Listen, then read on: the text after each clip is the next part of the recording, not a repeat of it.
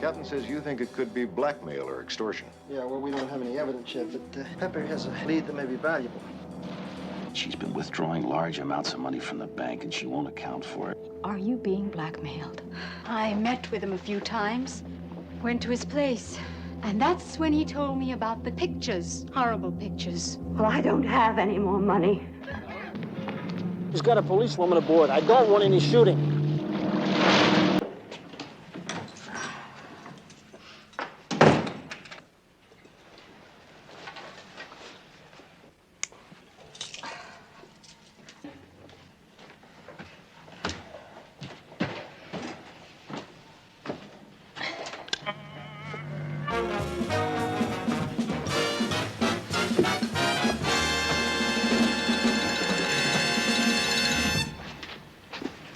If that last number didn't wake you up, I just got a call from a chick. At least I think it was a chick. Either that or it's a guy with a problem.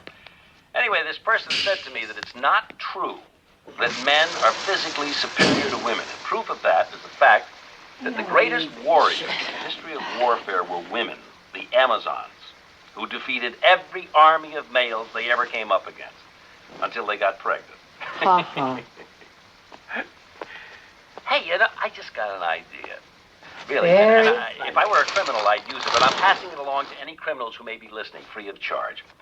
The next time you're caught by a policeman, and it happens to be a lady cop, don't let them intimidate you. Treat them as if they were Amazons, and act accordingly. Any of you fellas out there listening, like to give me a call, let me know what you think of my idea. Put you on the air, just give me a call here at 555-4321. Thanks. By the way, if there are any lady cops listening, just give me a call. I'll put you on the air, too, fellas. You... Yeah, that's 555-4321. You certainly will. Women's lib. But I love women in their place. Or mine, whichever happens to be handier. Yeah, just give me a call right now. Hey, must be getting to somebody. Larry Brooks, talk to me. My name is Anderson. Sergeant Pepper Anderson. I'm a policewoman. Hey, you're kidding me. You're putting me, a cop? You put me on. I can't believe that a grown man can really believe the nonsense you've been spouting, especially about policewomen.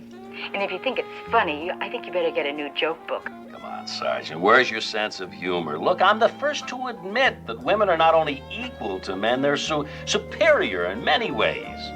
But coping with violent criminals isn't one of them. It certainly is. How much time do I have? You got 2 minutes, Sergeant Pepper.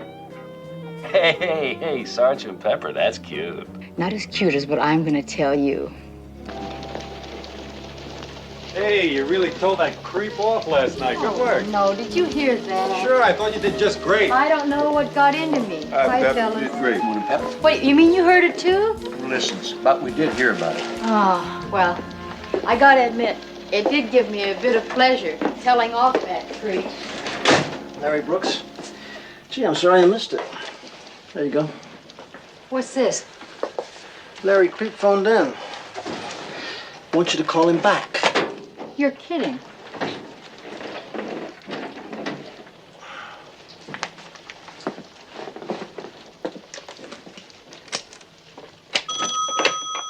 Speak to me. This is Sergeant Anderson, Mr. Brooks, returning your call. Still mad at me, huh? How can you tell? What do you want? I'll tell you when I see you. See me? Why? You always carry your 45? 38, Detective Special. Look, I want to see you. How about having lunch with me tomorrow? 1 o'clock at Fouquet's at the Marina. Ever been? Fouquet's. No, I've never been there. If you want to apologize right now. All right, look, I apologize. See, I want you to be a guest on my show.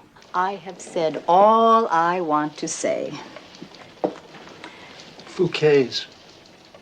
Come on, Pepper, please, I want to see you. They make a fantastic peanut butter sandwich there.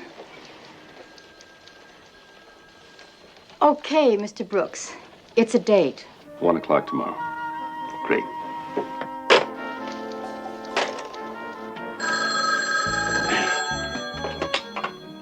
Mr. Brooks, he's just been fired. Can I help you? His bank? Oh, he's just been promoted. Yeah, if you're worried about that loan. How are you, Mr. D'Angelo? My wife's account? Yeah, you're right. Yes, I would call that substantial. Oh, sure. Go ahead and pay it. Yeah, I'll straighten it out when I get home tonight. Yeah. Thanks for calling, Mr. D'Angelo. Bye-bye. What are you doing? Bank called me this afternoon. They said you were overdrawn, and no wonder. What are all these $500 checks for? What $500 checks? Household expenses. Well, then I guess that's what they're for, household expenses. What household expenses? All kinds of things like groceries, furniture, clothing, inflation. Don't get funny. Oh, I'm sorry, Larry, I forgot. That's your department. With everybody else but me. Look, you've got charge accounts and credit cards to handle household expenses. I want to know what this unaccountable $500 is for. It's not just once. It's every week for the past 3 months, right on the dot. So what? You can afford it. Ever since you've been in the big money, that's all you're interested in, money. This is the first interest you've shown in me in a couple of years. And that's because I'm spending too much money. Look, I worked damn hard to make it. I think I got a right to know where it's going out to. What are these, gambling debts? You horning coke? Yes. Yes! And anything else you can think of. Now are you satisfied? Now that you know where your rotten, filthy, stinking, precious money goes?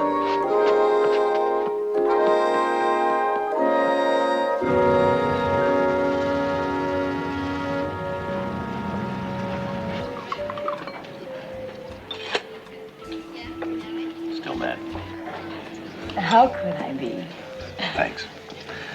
Look, I need to keep this a strictly business luncheon, so I gotta ask you again. Now look, I made a fool of myself one time. That was my one consecutive appearance, and that's it, okay? Okay. Business aside, why don't you take the afternoon off? Come on, I got a boat. We can relax for an hour. Sorry. How about having a drink with me later on? Now, the reason I accepted your luncheon invitation was to show you that I'm not always that obnoxious. Besides, I don't get involved with married men. Very happily married man. Really? It's just when I meet somebody, guy or gal, that is on the up and up, more than usual, I want to spend some more time with them. More wine? Speaking of marriage, I got this friend. He's really got a problem. Hey, come on. You're talking to a cop, remember? Yeah, it's me. Old, happily married's got a problem. Yeah, it's a situation I don't know how to handle. My wife, and I do love her very much, really.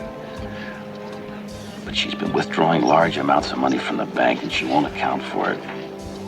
I thought at first she might be covering gambling debts or buying dope, you know, but neither of those things are her.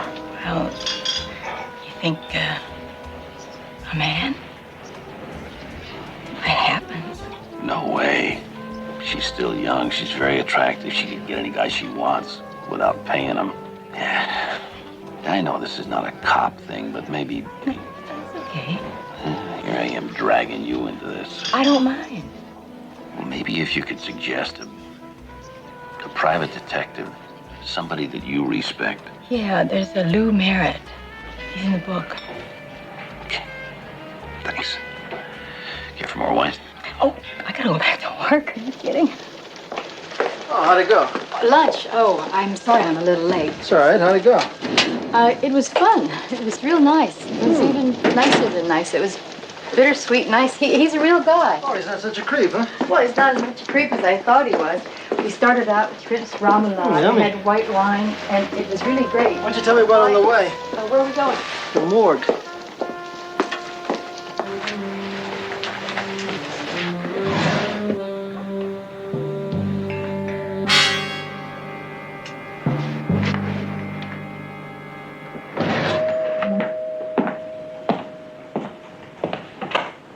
Kathy O, come on in.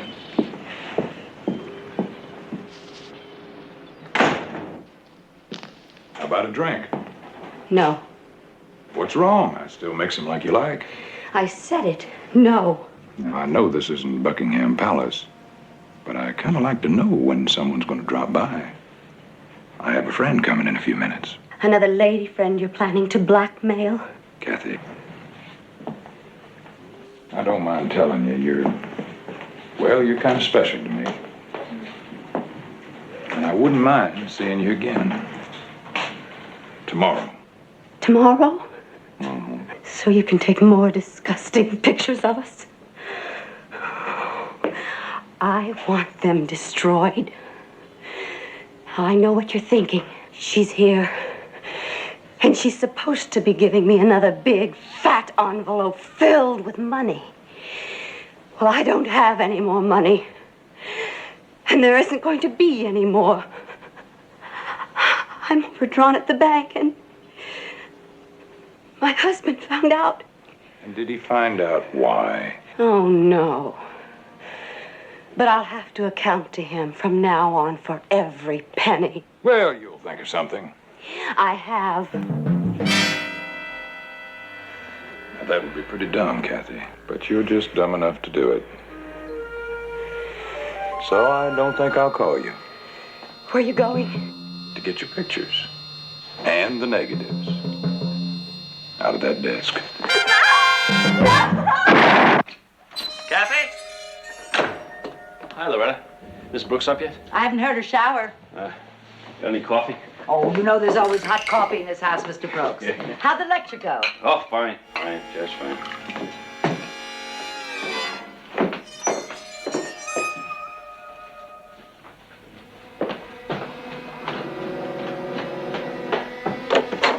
Kathy?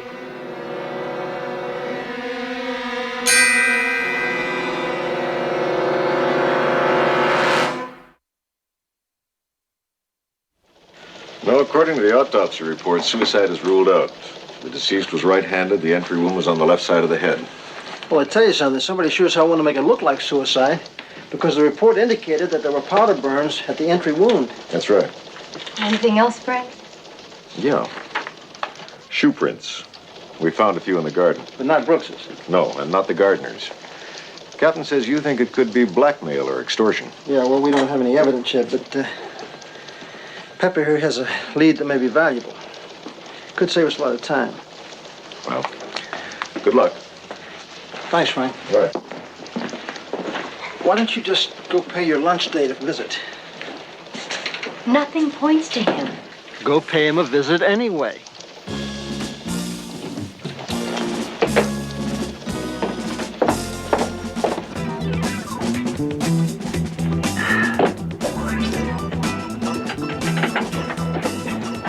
Hi. Hi.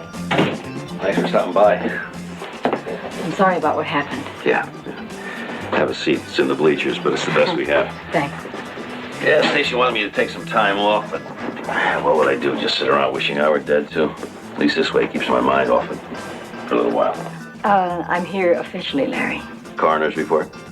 Yeah, I have to ask you a few questions. Yeah, death caused by person or persons unknown.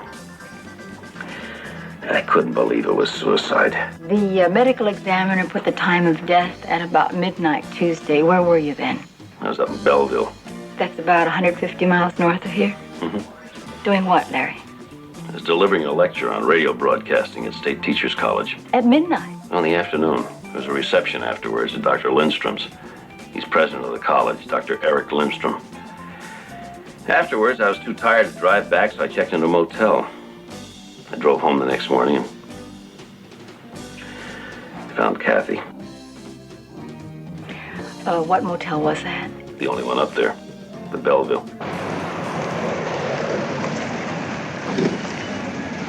Look, I'm gonna go over to the campus and see what's happening. I'll pick you back up here later. Don't forget to write.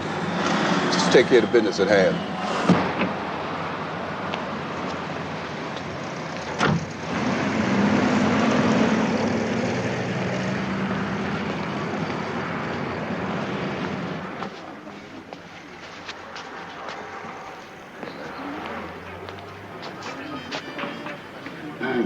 Hello. We're filled out. Too bad. You're cute. Oh, thank you. Then my mama was right. Are you a postgraduate? Police Academy.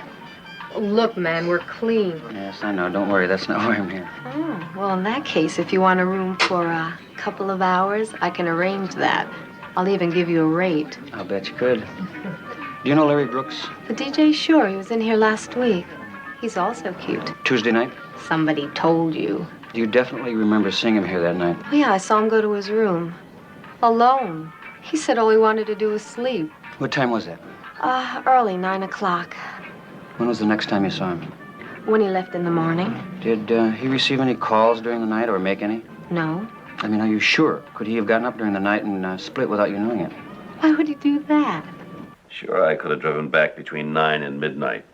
Murdered Kathy. Still had plenty of time to drive back to the motel, check out in the morning with a perfect alibi. But why? That's what we're trying to find out. I need a cup of coffee. Anybody else? Black. No, thanks. Look, Sergeant, I love my wife. I know I have no way of proving that, but I really did. People kill people every day, Mr. Brooks. People who love the people they kill. Isn't that strange? Larry, did you ever find out why your wife wrote all those checks? No. No, I never got around to it. Do you have any idea who might have wanted to kill her? No? Was she involved with another man? It's hard to believe. If there was another man, do you have any idea at all who it might have been? No. I have to ask you this. Were you or are you involved with another woman or women? No. But you took me out to lunch and asked me to have a drink with you later. Yeah, it was a guy who was teed off with his wife. I was feeling sorry for myself. Just wanted to be with somebody for a while, that's all. And the fact of the matter is, Sergeant, Kathy and I hadn't been getting on too well lately. I was spending a lot of time at work. We were growing apart. Yeah, it was my fault, but that's the way it was. The gals that she shops with, lunches with, golfs with, they saw more of her than I did the past year or so. Oh, nice place. Are you ready for some girl talk, Sergeant? Yes, that's why I'm here. We have a table over here.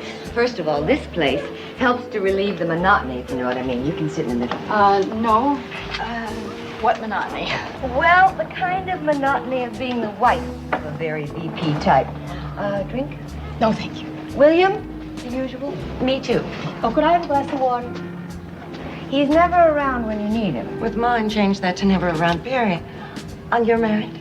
Oh, no, I'm not married. And you work? I've thought of taking a job, anything. But my husband would have a fit image and all that. So I spend most of my time making sure that the freezer's full up and the maid knows what to prepare for dinner. Shopping. But then how much can a girl shop? Right. So we come here to unbore, you could say. Believe me, some of the jocks around here aren't half bad. Yes, so I noticed. However, I came to talk about Kathy Brooks. Oh, Kathy. Well, in a nutshell, some of us play around. But Kathy didn't. A round of golf was more like it for her. She wasn't involved with anyone? Kathy? No. I would have said so, too, up until about a week ago. Well, what happened about a week ago? Well, now, I don't know if this will mean anything to you, but I was at her house when she received this phone call from someone she addressed as Dennis. Well, she cut it short, saying that she couldn't talk and that she'd call him back later. When she hung up, I was my usual nosy self, and I asked her, hey, who's Dennis? What'd she say? She said it was somebody from the radio station calling for her husband. No. Dennis? No, Dennis works here. And your wife? She never mentioned anyone with that name? My wife's cousin, Dennis Farrell. He's with the State Department in Italy with his wife and 2 kids. He's there now? Oh, we got a letter from the other day. He's on his way to Switzerland for a couple of weeks. Hmm. Pepper. Yeah? Thanks.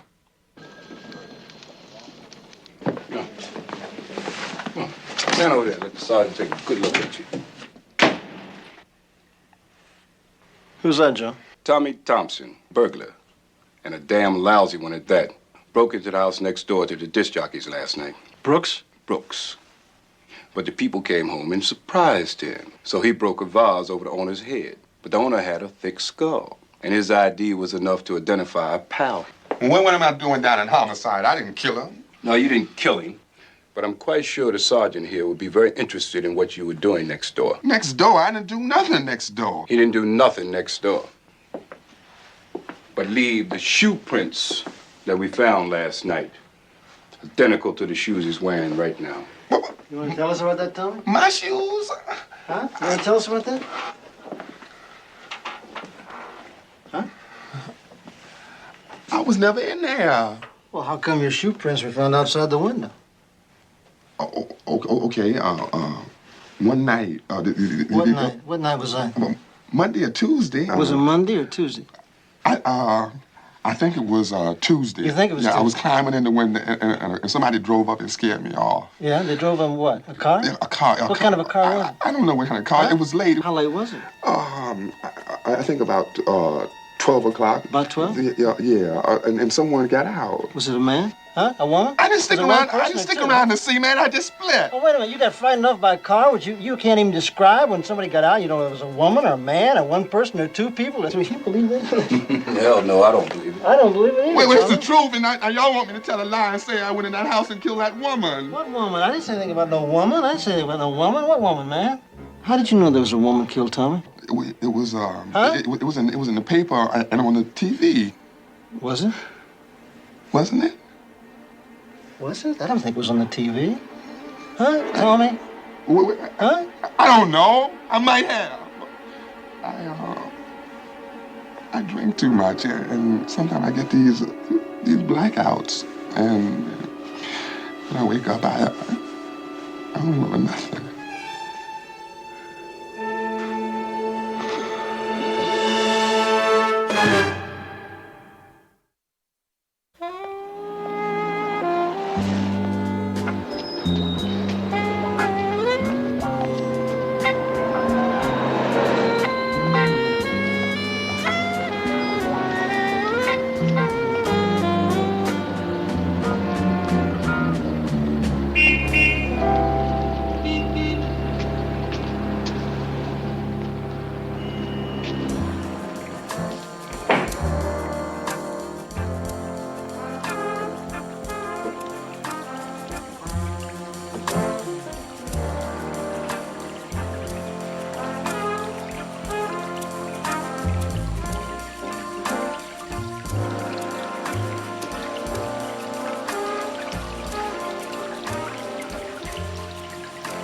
You looking for work?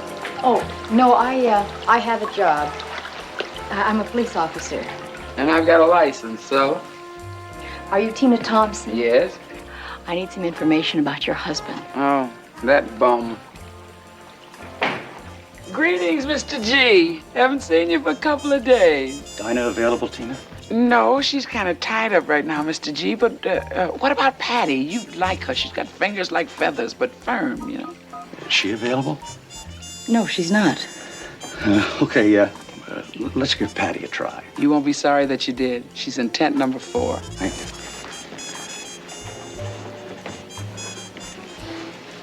Tent number 4. Business. About your husband. You know he's in custody. What's it for this time? Burglary, assault, suspicion of murder. Murder? Oh, he finally hit the jackpot. I always knew he would. I just thought it would be me. You mean he's tried to kill you? Like clockwork. Cuckoo clock. He says he gets blackouts. Blackout, DTs, you name it. He's a wino.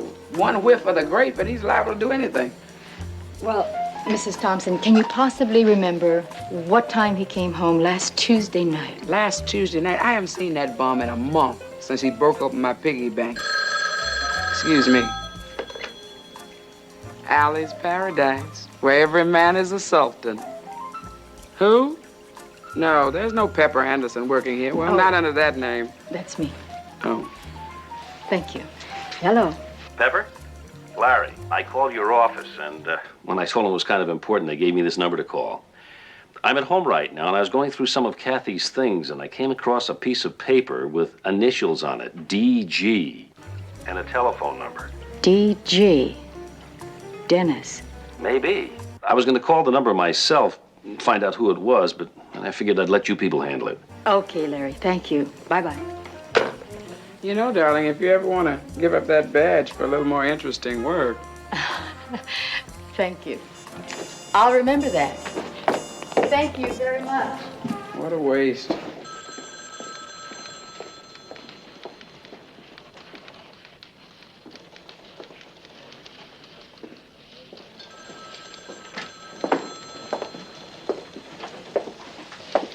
Morning, Pep.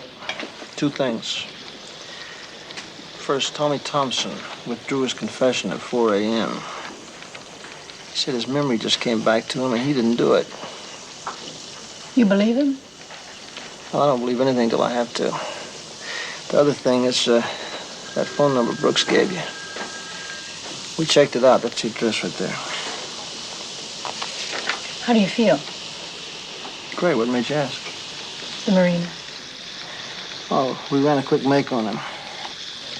He's a management consultant doing business out of the marina address, which is also his residence, which is also where he keeps a big boat, on which he does a lot of entertaining, mostly female. Has he got a record? A few traffic violations. In fact, he's a guy with nothing on him, except apparently enough bread to swing like a king. Is there a law against that? Depends on how he gets it. For now, what I'd like to know is how and why Kathy Brooks had his phone number.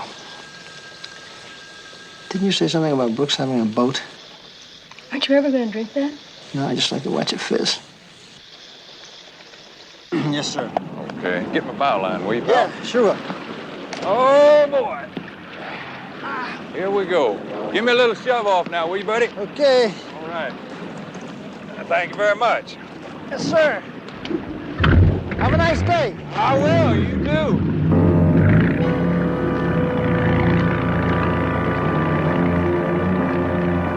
Go get him, Tiger.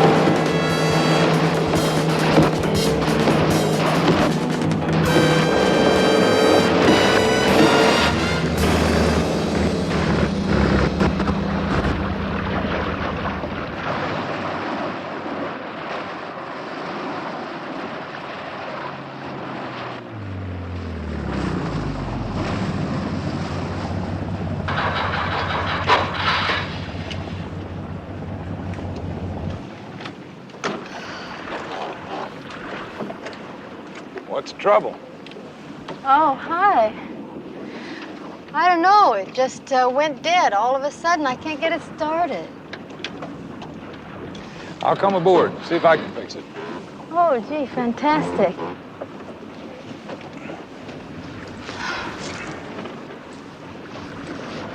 Now, don't look so worried. Whatever it is, I can fix it. You know, it just looks so complicated. All those nuts and bolts. Dennis Graham. Eve Marshall. Miss or Ms.? Mrs. Figures. Look, maybe I better give you a tow into the service station. Sorry about this. Oh, it's not your fault. But boy, is my husband gonna love me tonight. Say, my pad's right here at the marina. So while they're working on her, come on up and have a nice, cool drink. I happen to make them pretty good. You got fresh limes?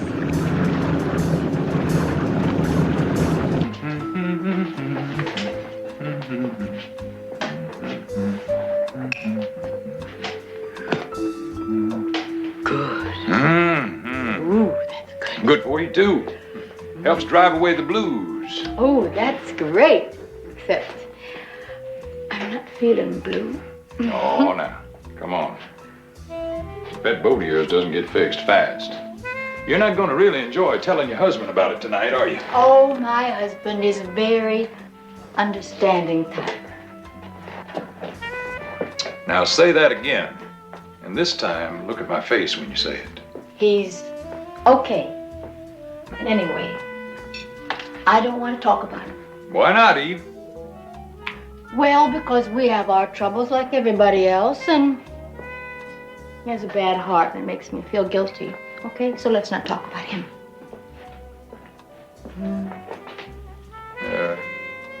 His bad heart. How does that affect your marriage, other than that? That is a very personal question. But doesn't get an answer. Why don't we talk about you? My favorite subject. Aside from being modest, what are your other qualities? Well, I make a good drink. And I guess you could say I enjoy my work. I'm a management consultant, among other things. Meaning? I'm also a connoisseur of good wine and beautiful women. Since I've just stocked my cellar. What's up there? My bedroom. You want to see it? I'll give you the grand tour of my palazzo here. I'll just get us another one of these. Would you get that for me, Eve? Hello? Is this Dennis Graham's apartment? Yes, it is. Oh, is he there? Will you tell him it's Mrs. McClung? It's a Mrs. McClung. Not to worry. It's just the landlady. Hello, Linda. Listen, I can't talk just now. Because I have someone here and I'm busy. Bore. Hello.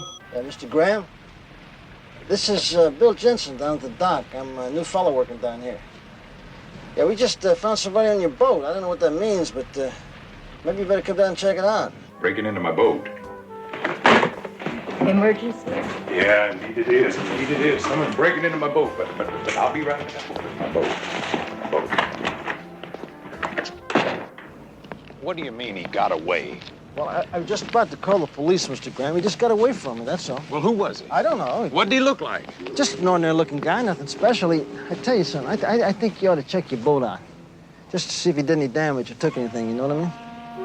Yeah, all right. I'm sorry, Mr. Graham. Yeah, it's all right. It's all right.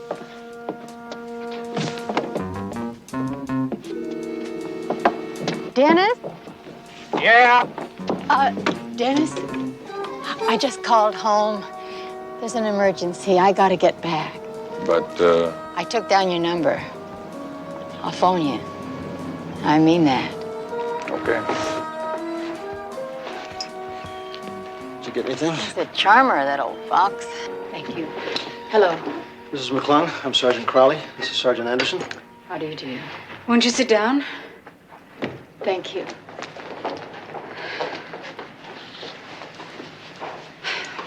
Now, what's this all about? Maybe about you, or rather, you and Dennis Graham.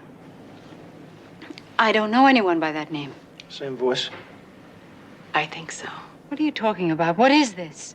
I was at his apartment yesterday when you phoned.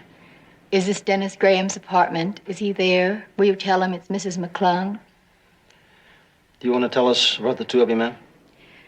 I said, I don't know what you're talking about. Let me explain something to you, Mrs. McClung.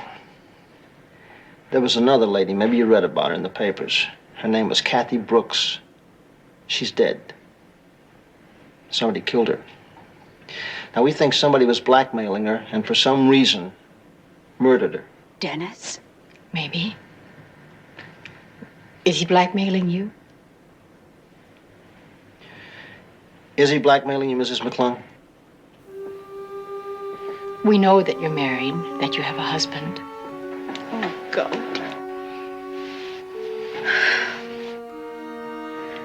We've had our bad moments, but they're gone, past. I didn't know how much I loved him until this happened. And he loves me. And if he ever finds... Believe me, we will do everything we can to keep him from finding out. Now, we know courage is an easy word to say, but not always so easy to come by. But for your sake, for the sake of who knows how many other women, won't you please tell us? Are you being blackmailed?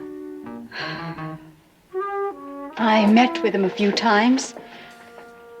Went to his place. And that's when he told me about the camera he has in his bedroom. And he showed me the pictures. Horrible pictures. When are you supposed to see him again? As soon as I have the money for the next payment. You want to call him now and arrange it? Please.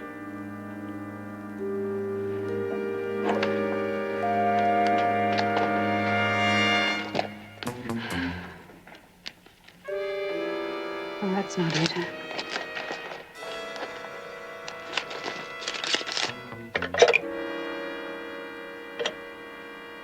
If he really killed that woman, and I make a slip, what if he tries to do something to me? We'll be there. You know, it's funny, but if this works out, I think I'm going to feel a lot better about everything.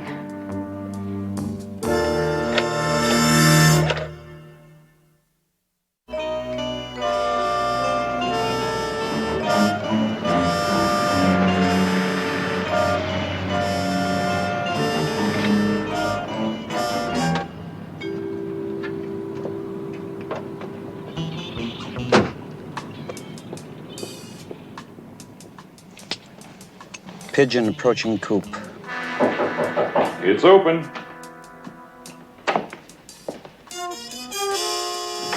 Hello, Linda. You're early. Maybe I couldn't wait to give you this. There's no rush. How about a drink? All right, a glass of wine. Claret, we? Yes, if you have it. For you, I have it. Very nice, too. Here it is. Another payment for my sins. It wasn't all that bad, was it? Take it, Dennis. You want it, don't you? Linda, come on. There's no rush. Take your hands off me. In that case, I'll take your money. Police officers, Graham. What's this all about? Eve? I'm a police officer. You're under arrest for extortion and suspicion of murder. And the last time you saw her was Tuesday afternoon? Yes. Afternoon? Yes.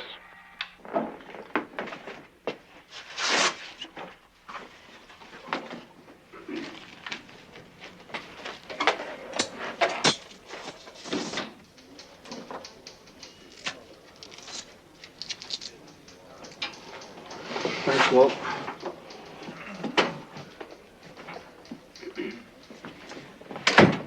Yeah, now, then what happened?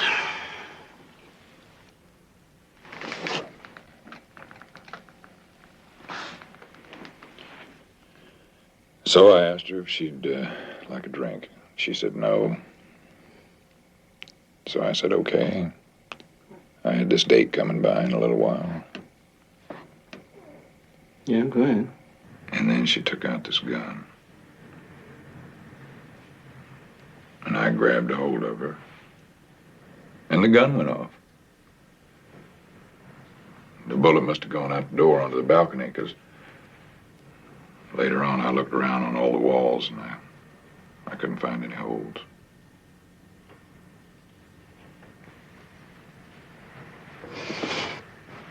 Yeah, go ahead. What happened then?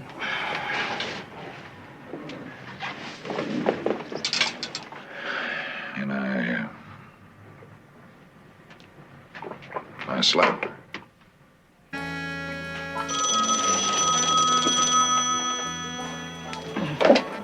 Hello. Pepper? Larry. Hi, Larry. I just heard. You got him. Well, we think so. Thank God. You know, Pepper, when this whole mess is really over with, I'd love to see you again. If that's all right with you. Well, sometime, Larry, sure. You name it. Well, I don't know. Why don't you phone me and we'll see?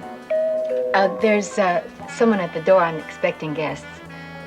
Bye, Larry.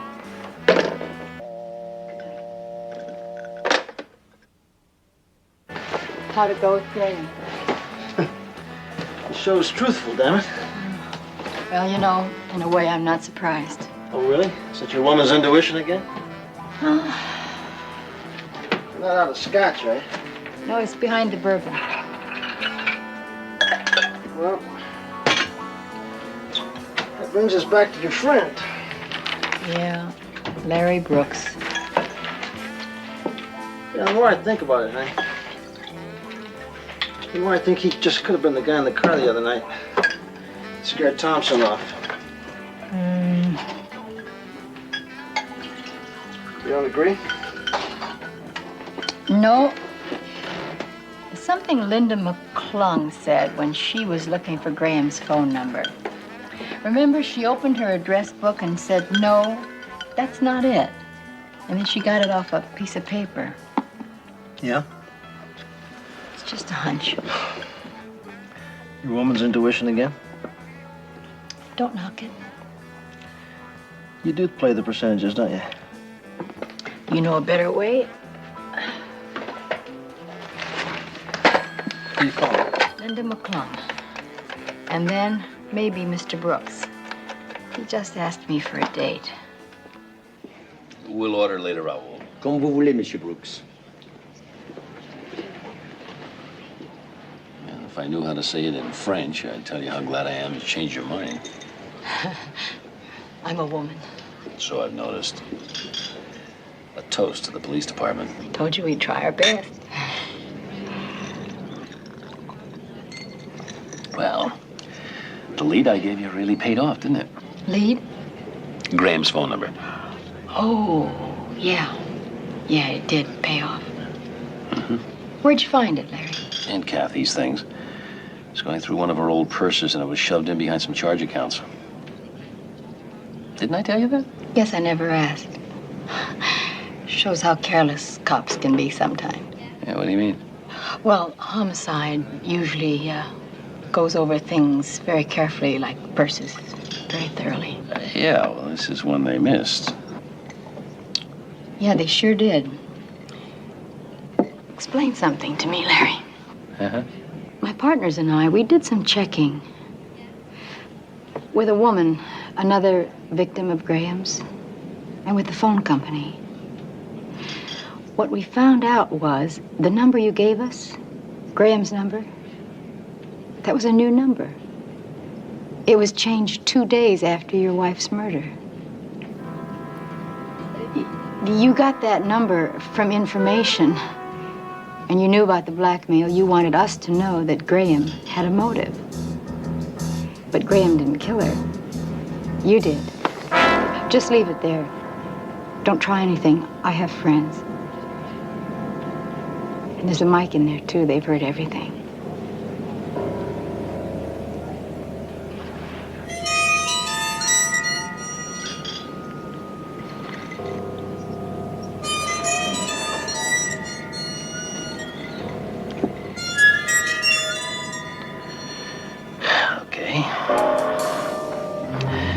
hands know where I have this aimed. Why did you kill her? She was a bum. A slut. She did things with him, everything. How did you find that out? I was trying to call her all day from Belleville. She wasn't in, so I decided to come down and check it out. As I got to the house, she arrived. I asked her about it. She confessed the whole thing. She got hysterical. She told me she had gone to see him to kill him. She showed me the gun. But instead of killing him, they made love. I went crazy. I didn't mean to. God, I didn't mean to.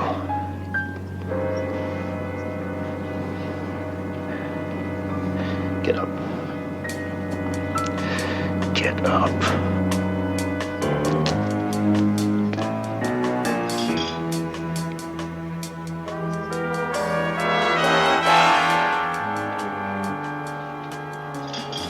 Don't.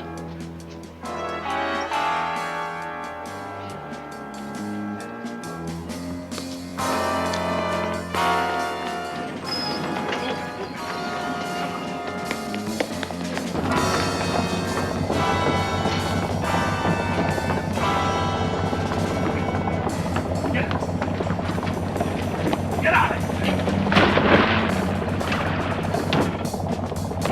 She gets it!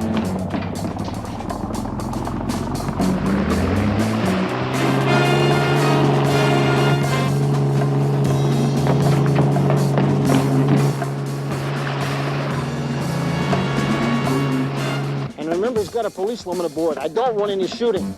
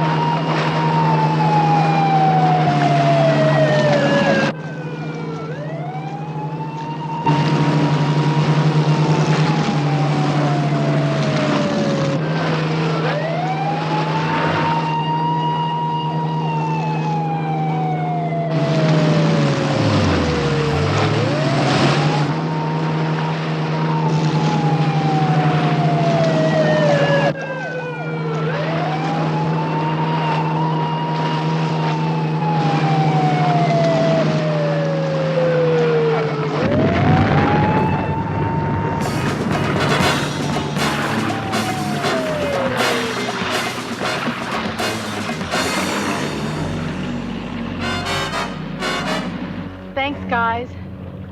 You okay? Oh, I'm freezing.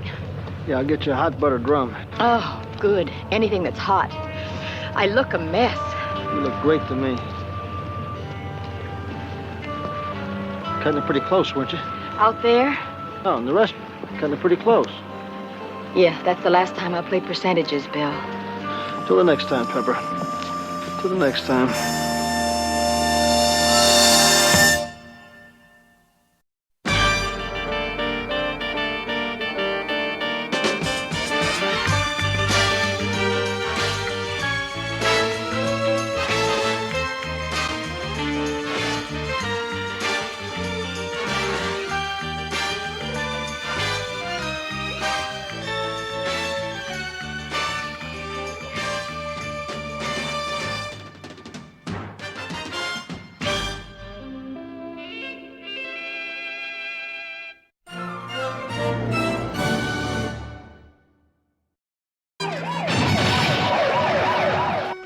Ask you again, are you carrying a gun?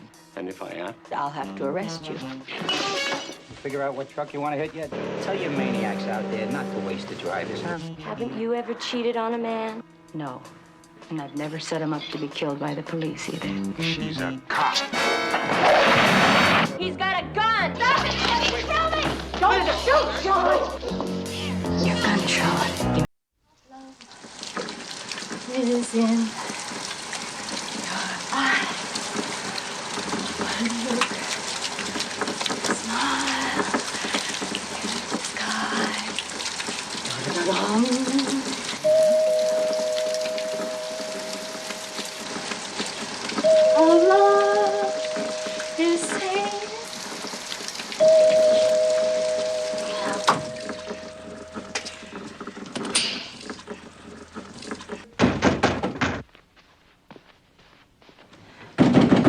Miss Anderson! Neighbors.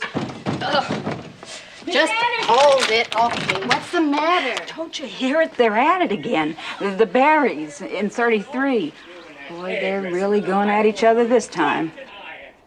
I know what's going on. My mother didn't raise a fool, you know. What are you? Mrs. Doherty, come on. What do you want me to do about it? Listen, just a minute ago, I heard him say to her, I'm going to blow your head off. Now, I don't know whether he meant it or not. Well, why didn't you call the police? Call the police? Why should I when I got a live-in cop?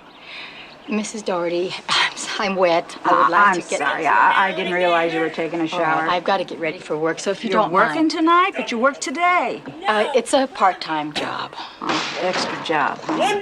Well, nobody makes enough money to live on these days. True. Not even cops. Well, I guess it's better than being on the take, right? No offense. I saw you try to flush it down the toilet. What? That note, dear Hillary. What is it? You don't think Mrs. Doherty, a patrol car could be here in 2 minutes. 2 minutes, somebody could be dead. All right, excuse me a minute.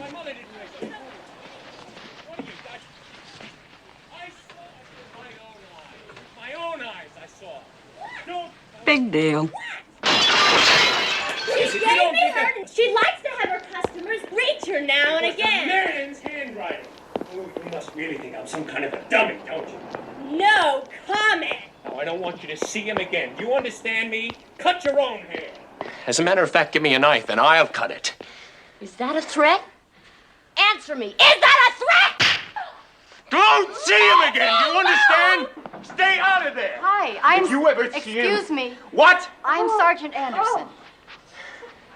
Oh, yeah, our condominium cop. I don't think I sent for you, Sergeant, so why don't you just well, trot your... no, Mr. Barry, you didn't, but your voice waves did. What is this? Is this your idea? Is it? Is this your idea? Mr. Barry, she was frightened. She Now, was even frightened. from my place, it sounded pretty heavy up here. Now, do you think we can keep this in the family, or shall I call a patrol car? Look, what's really going on here, huh? I mean, really going on. I have a conversation with my wife. All right, an argument, and suddenly we have cops in the door. Is this your idea of the scene you wanted, huh? I hit you, and you bleed, and there are cops, and...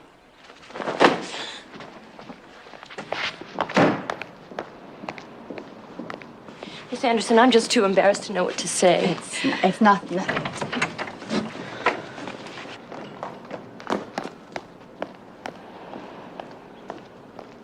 You sure you'll be all right now? I'm scared to death. He's always talking about going and getting a gun. Oh, I don't want to bother you with my domestic problems. Well, that's hardly a little domestic problem. Do you want to press charges? For what, a bloody nose? All I know is I'm finally afraid to be here alone when he gets back. Have you got any relatives or friends you can stay with? Mrs. Doherty, do you think you could put Mrs. Barry up for the night? But isn't there anything more that you can do? I mean, you must have some pull at headquarters. When I get back in the morning, I'll see what else can be done. But right now, I really have to go. Okay. Thank you, Miss Anderson. Thank you for coming and helping. You're welcome.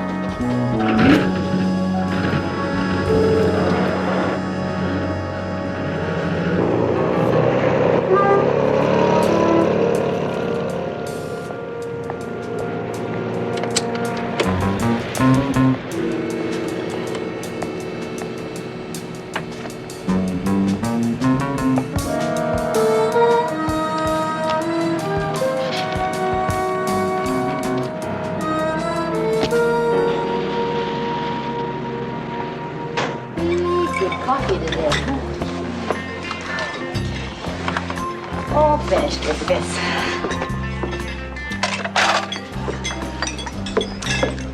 Which one gets the salami? Right here. Hey, how about some more coffee? Coffee. Some more cream, too. Yeah, okay. Hang in there. I'll be right back. Coffee. Hey, Bunny, how about some sugar for my coffee? You already had 2 sugars. You want to put us out of business? It still ain't sweet enough to keep me awake all night. Pappy, there ain't nothing sweet enough to keep you awake all night. Except you. I was hoping you'd say that. Hey, Bunny, how's about a glass of milk, huh? M-I-L-K. Coming up. That's a glass of milk. Figure out what truck you want to hit yet? Yeah, I got a guy could use a load of small appliances. Oh, listen, if you get lucky, save me a toaster, will you? Get my old lady off my back. And tell your maniacs out there not to waste the drivers, huh? Can you remember that? That's easy. Afraid you lose a customer? You kill somebody, you bring heat to this place. This kitchen is hot enough. Take a look at me. You don't believe in violence, huh, Brock? Only if there's a think involved. How long you had this broad? What? I don't know. She ain't exactly dog meat, I'll give you that. But how come she'd work a job like this? Not everybody can be a topless dancer, you know. Wipe it from your lips. Like what? The saliva, man. She's only a chick. I could replace her tomorrow. I don't There's know. your file. She don't look the type that'd work in a greasy spoon like this. Here, why don't you have this? Hey, if she makes you nervous, I'll give it a can. If she made me nervous, Brock, I wouldn't just settle for the can.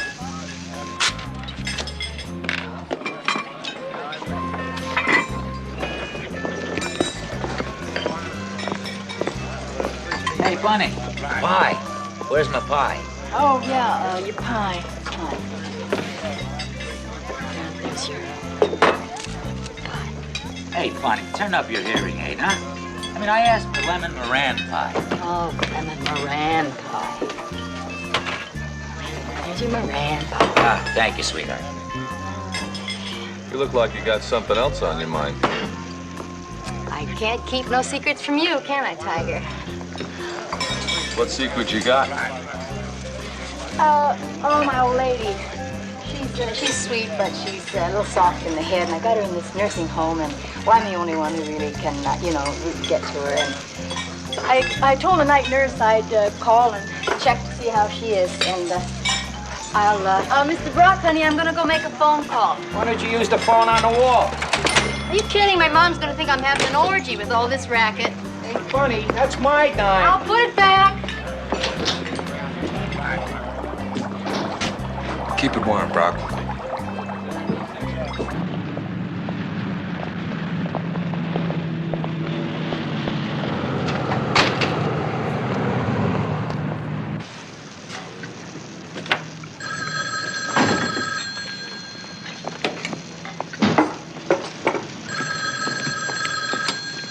Sylvia's Hickory Pit. Sylvia talking. We deliver. Can I help you? Oh, yeah. Sure. William, it's your lady friend.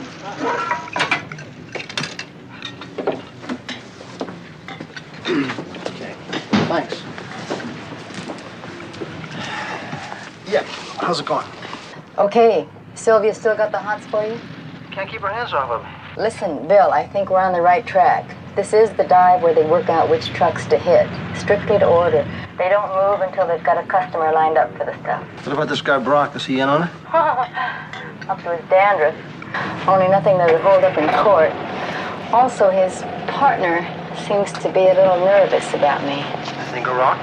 No, they're just starting to ask questions. And this Brock, well, he looks like the kind of guy that, well, if he ever found out I was working undercover, I think you'd have one big vacancy in your unit. Honey, you know we're covering you. When's the last time you saw a cop outrun a bullet? You want to pull out? No. I'm just tired, my feet hurt. And there was some trouble at the apartment today. A nice, pretty young woman with a nutty husband. They had something going. I had to go play marriage counselor. Anyway, you go back to work and give my love to Sylvia, okay? Yeah, I'll do that. Hey, Joe looks miserable. Well, he just had some of her lasagna with pignoli. What's pignoli? Nuts. Nuts to you. Ciao.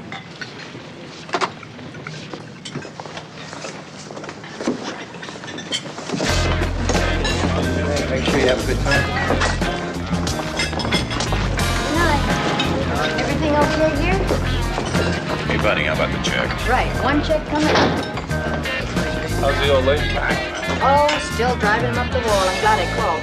How about a nice piece of chocolate cake? Keep your blood sugar up. Well, I need is your finger star in my coffee. Al, I'm gonna marry you. That reminds me, Bunny. You ever been married before? No. Saving myself for Al. Yeah, but the way you get along with these guys, I'm surprised you don't have a guy of your own. Nobody ever calls you here or picks you up. Hey, that's why. She gets along good with all the guys. See you on the next run, Al. Who wants to fight over Here, this? I got it.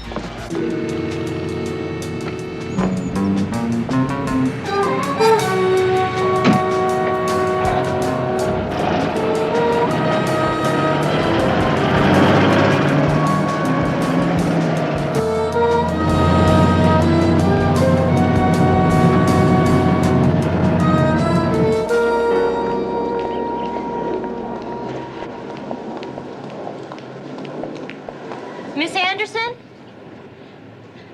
I want to show you something. Do you mind? Only take a minute. Oh, could it possibly wait? Not this. Oh, goodness. Your husband did this? I was asleep in Mrs. Doherty's when I heard him come in. Well, did you talk to him or try to calm him down or anything? The state he was in, he'd have killed me. I mean, I know that. Lost horizon. Did anyone call the police? Yes, I did. But I guess it wasn't a heavy enough scene for them to issue a statewide manhunt. Boy. Well, there's a problem here, all right. He's convinced I'm the problem, all part of a grand conspiracy to deny him the recognition he deserves. He's got this idea he's a great artist. He's not bad. If only certain people would stop putting him down, getting him fired one job after another. His current job. Of course, he feels I'm forcing him to prostitute himself. No way you can persuade him to get counseling? To him, the whole world's out of step except Sean Barry. Well, that's not that unusual. If only the police could throw a good scare into him, let him know if anything should happen to me, they'd know who did it.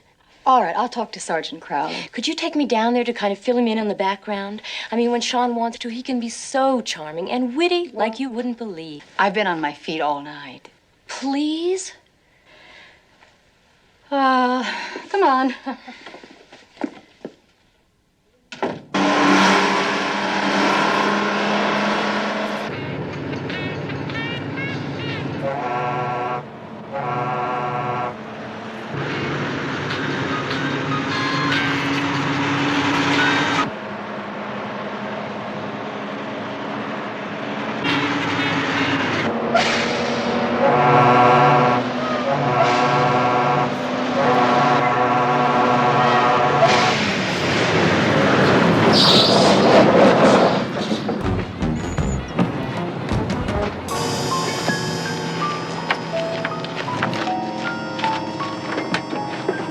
Hey, you!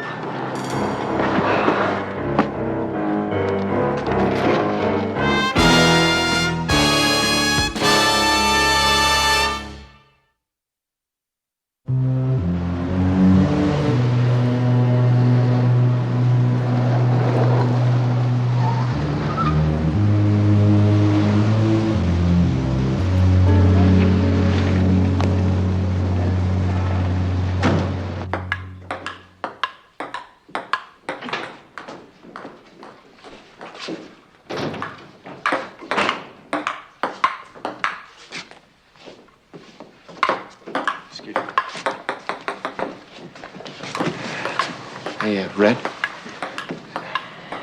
Red, look, I gotta talk to you. Quiet, the game be over in a second.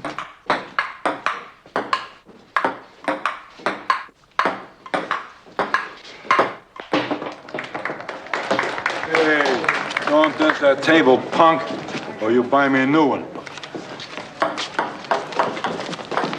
Man, you look like the dogs had you into the house. Yeah, there's some trouble at the house. Your old lady still playing footsie with that hairdresser? I don't know. She's playing some kind of game, you know, a puzzle. Look, that's not what I came to talk to you about. No? You once said that you had a nice, clean handgun for sale. What are you gonna do, knock her off? Hey, what the hell kind of thing is that to say?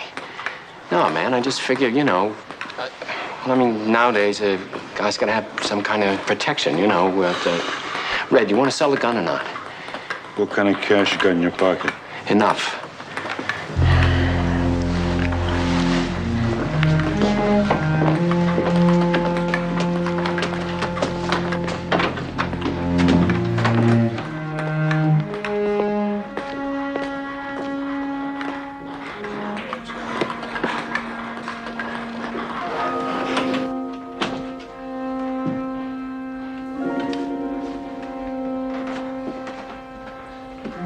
Slightly used, but good enough for a man who's only trying to protect the sanctity of his home and his wife.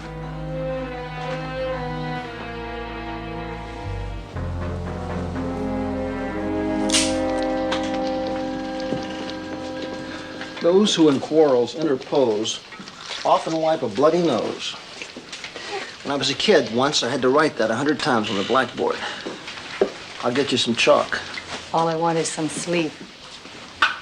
When are you going to learn, Pepper? Never. All right, Mrs. Barry, you want to step in, please?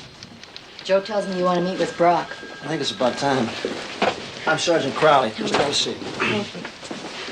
Now, Pepper here tells me that you and your husband have been having a little problem. A little problem? Well, we exaggerate. Well, see, there are days when this whole city seems to be nothing but husband and wives who are ready to kill each other. But until one of them actually makes a move... Then, Sergeant, what do you suggest? That I buy a gun? No, certainly not. My hairdresser's name is Francis. To my husband, that proves it's a man. This may sound silly, but have you ever thought of just having him meet her? He doesn't seem to want to. It's almost as if he's afraid it'll spoil his anger. Anyway, next day he'd just think of something else. As long as we've been married, he's had these sick thoughts about this one or that one being out to ruin his life. Has he ever tried to do anything about it? How could he? They were all fantasies.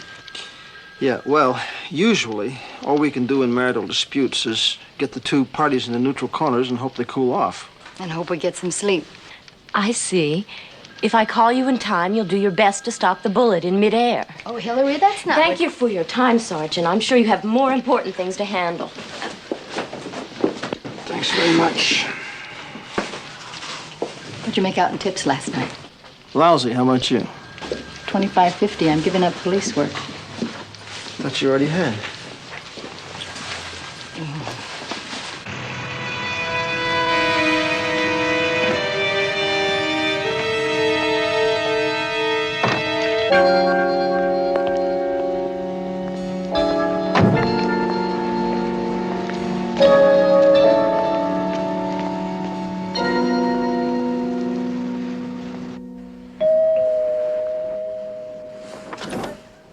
Miss Doherty?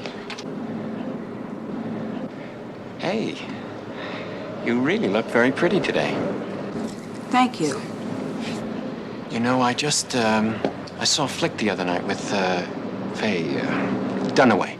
And, she wore her hair exactly like that. Hey, look, it's okay my being here. I mean, I just came to get my stuff. How'd you know they were here?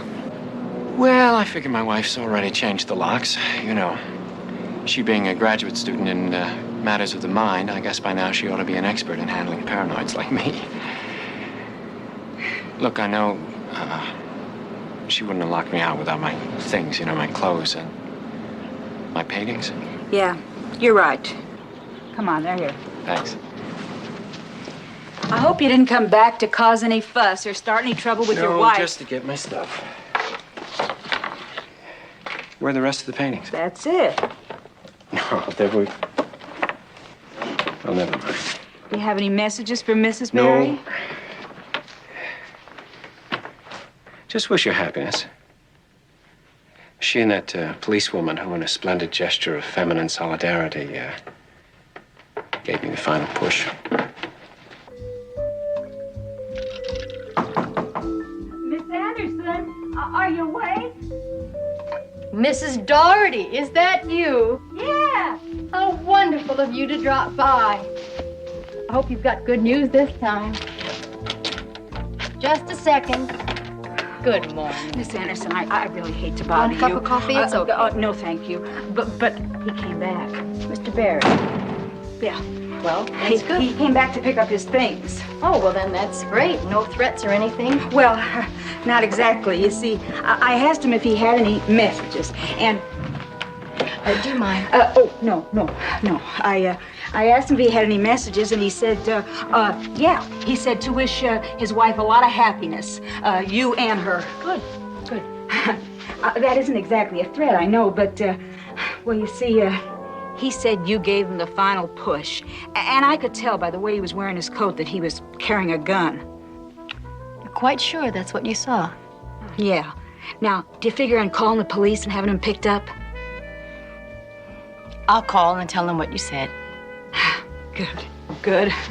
But if they don't find a gun on him, there's not much you can do to a man that wishes you happiness. Oh, well, I certainly hope you can do something because I'm really getting very tired. Those people yelling and everybody disturbing me. You are a policewoman. After all, you ought to know how to do it.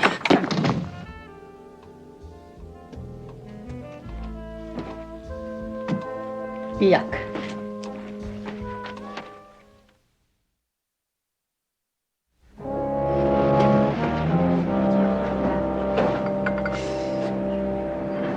What can I do for you, pal? Hey, if a man plays his cards right, so I'll get a little dinner around here. I'll see you tomorrow, Brock. It's a little early for dinner. I just opened up. The only thing I got ready is some sandwiches and some stew. Yeah, I can't hack with no sandwiches. I'll have some of your stew. Where you from? Out of state? All right, sure. What are you hauling? What am I hauling? I'm hauling good stuff. Only thing is, I got me a little shrinkage problem. Everybody's got problems today. You ain't telling me nothing. Now, my boss wants me to carry a shotgun. I said, there ain't no way I'm gonna carry no shotgun. I mean, they ain't paying me to be wired up, you know what I mean? You're smart. You bet your life I'm smart. There's plenty of whiskey where that come from. I only got me one life. Well, I'll tell you the truth, between you and I never knew anybody that could grow a new head. That's exactly what I told him. If anybody wants whiskey, it's bad enough to hold a gun on me. He's looking at a live coward. Or better yet, you know what I'd tell him?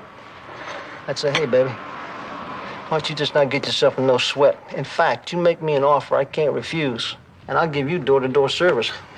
I guess it takes all kinds, huh? That's right. What about you? I mean, you know anybody who's real desperate for some booze? Mister, let me tell you something. I don't know who you are. You might be a cop for all I know. Or some other kind of a crook coming in here setting me up for a shakedown.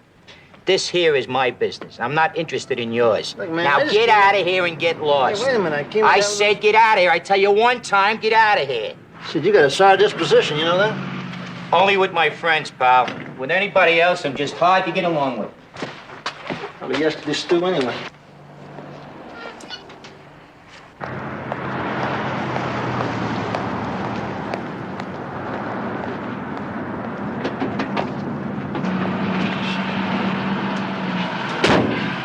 You get anything? I didn't even get a nibble. He's tight as a clam. I think he's got a sour view of human nature. Yeah, well, back to Sylvia's then. Think it'd be safe for Pep to show back tonight? If she doesn't show up, he's gonna get paranoid and maybe get the idea she's a cop. Yeah, but at least we'd know she was safe. I mean, we can't see through those walls. Joe, we blow this one. We're right back where we started. I think I'll leave it up to Pep. Hang on, Mrs. Doherty. One of these days I'm gonna make it. It's not the dogs, it's the doorbell. Oh, Sean. Hi. I just stopped by to apologize and brought you this. Thanks. I woke you, didn't I? Oh, that's all right. Could I come in for just a minute? Look, you're already aware that Hillary and I have a little problem. Actually, since we've been married, she's tried to help, you know, but it just seems to get worse, and I thought maybe you could help.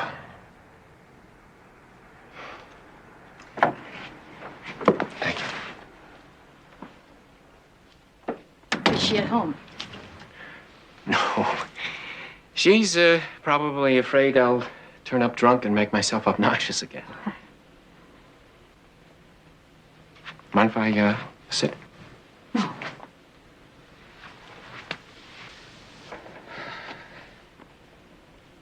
Right. Well, I guess you know the problem's not Hillary. It's me. I think I need help. Well, if you realize that, then half the battle's over.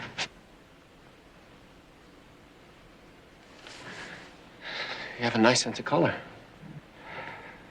Thanks. Would you like a soft drink or No, something? no. You like to read? Yeah. Cop that reads, huh? Poetry? Sometimes. I have to be in the mood. Yeah, I know what you mean. With Hillary and me, I mean, in our marriage, I kind of wanted a mood to come. You know, poetic mood. How does that go? Teacher, tender comrade, wife. A fellow farer, true through life. Wanted to say that to Hillary, but I'm not Robert Louis Stevenson, and she's not exactly Mrs. Stevenson. She's... What is she?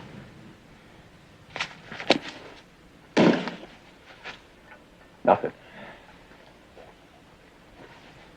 Oh, you know, she's the big psychology expert. Authority on matters of mental health, and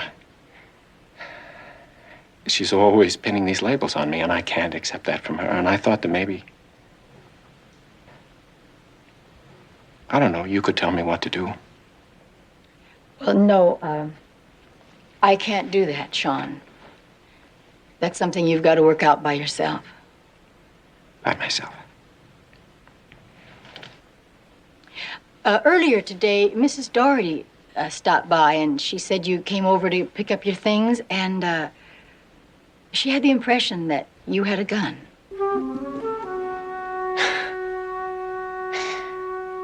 That woman, frustrate.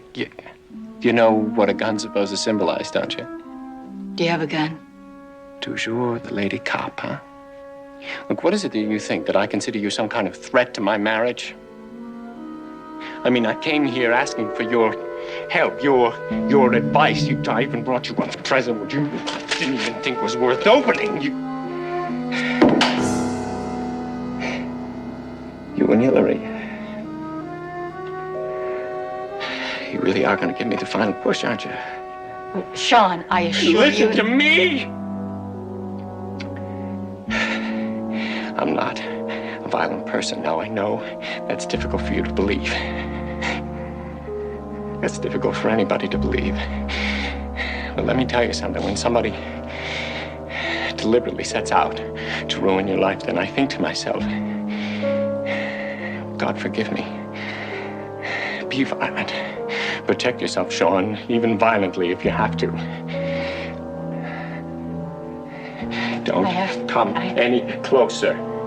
I have to ask you again, are you carrying a gun? And if I am? If it isn't registered, I'll have to arrest you. Oh, well, of course. I mean, that's the plan, isn't it? I mean, only Hillary couldn't do that by herself, so of course she had to involve you. Have me arrested, have me committed, while she and that gigolo hairdresser go waltzing off into the sunset together. You know what I don't understand is what you have against me. I mean, what did I ever do to you? I came here. I needed your respect. John, please give me the... You, please, get away from me. Get away from me.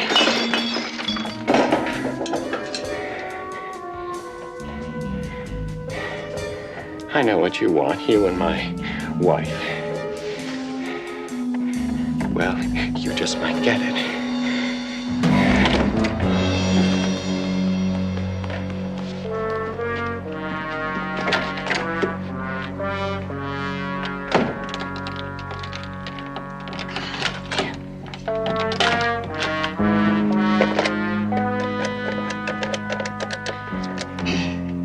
bills, Pepper.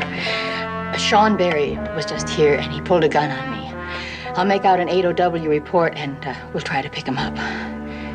Yeah, okay. All right, bye.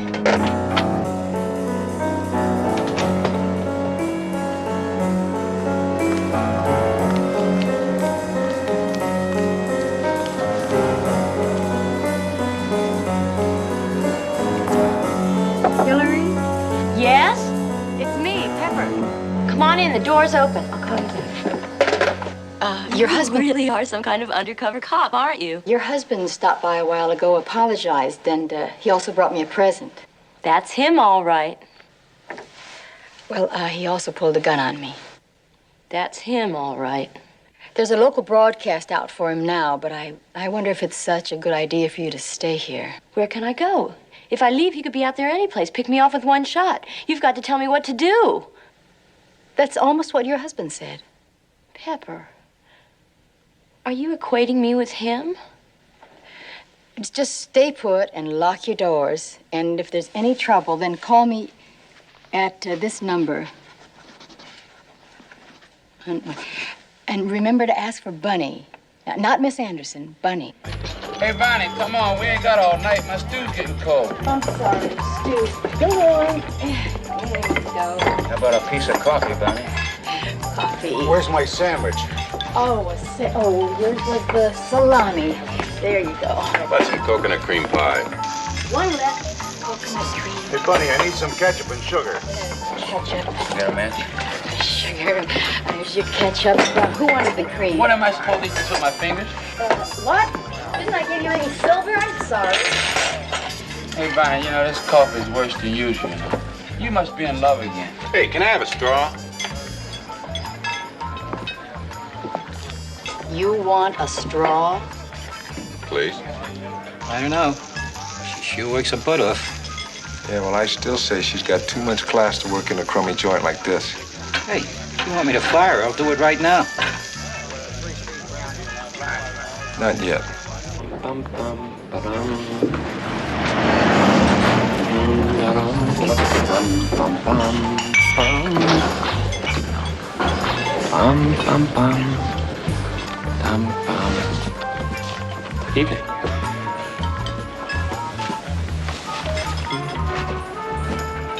Haven't we met somewhere before?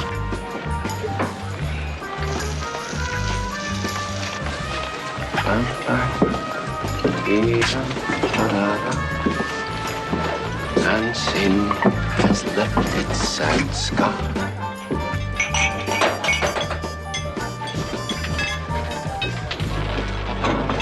Wouldn't it be handsome?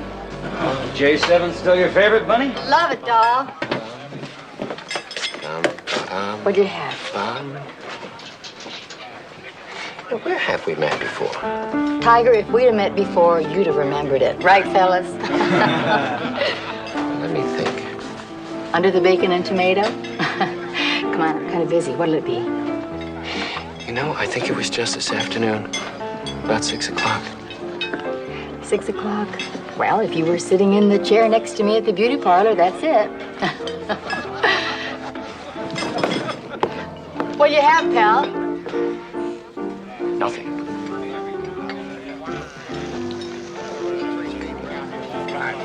You know, there's a poem that keeps running through my head and I can't figure it out. Teacher, tender comrade, and her friend, the cop.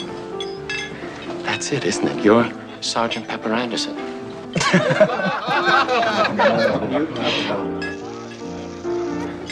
The beautiful cop.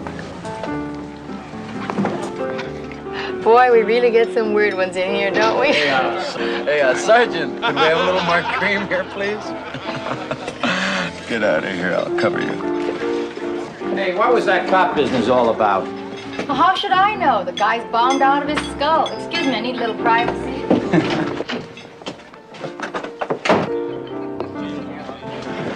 Hey, why don't you give the lady a break? Can't you just go into the John? You know what I mean? Let's see.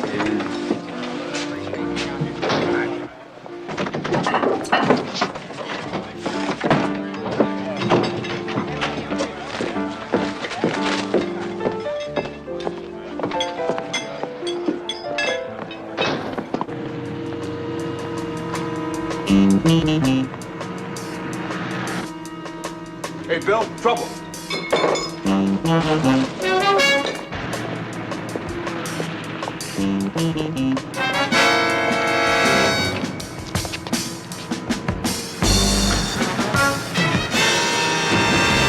Hold it, please!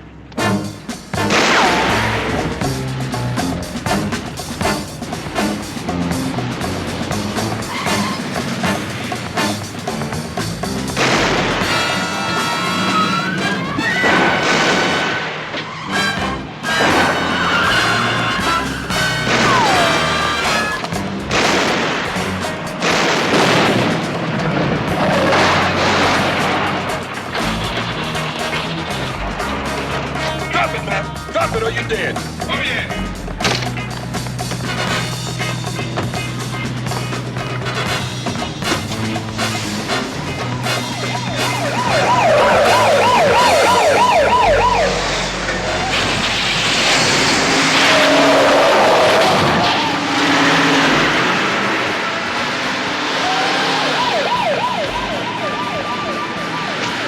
Shut it up or I'll blow you apart. Shut it up! Now put your hands on the wheel.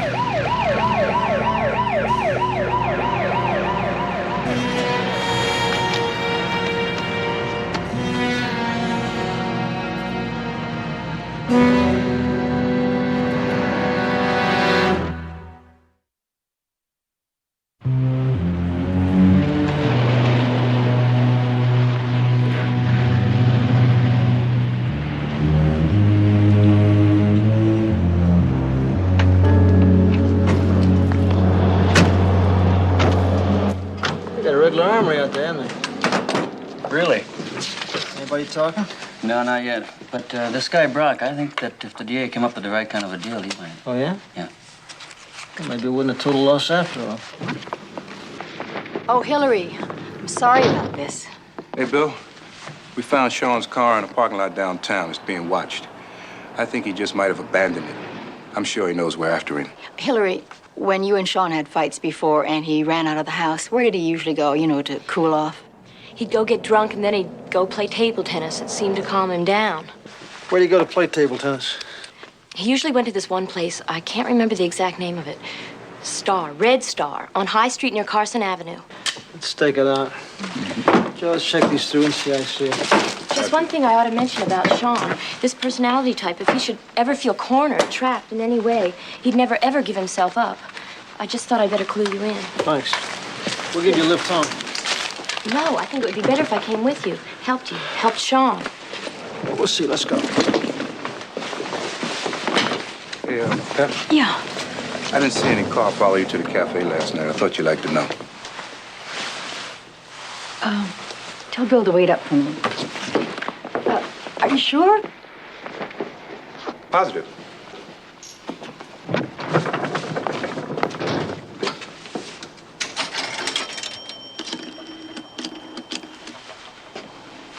Could you give me the number of the Astro hairstylist, please? Thank you.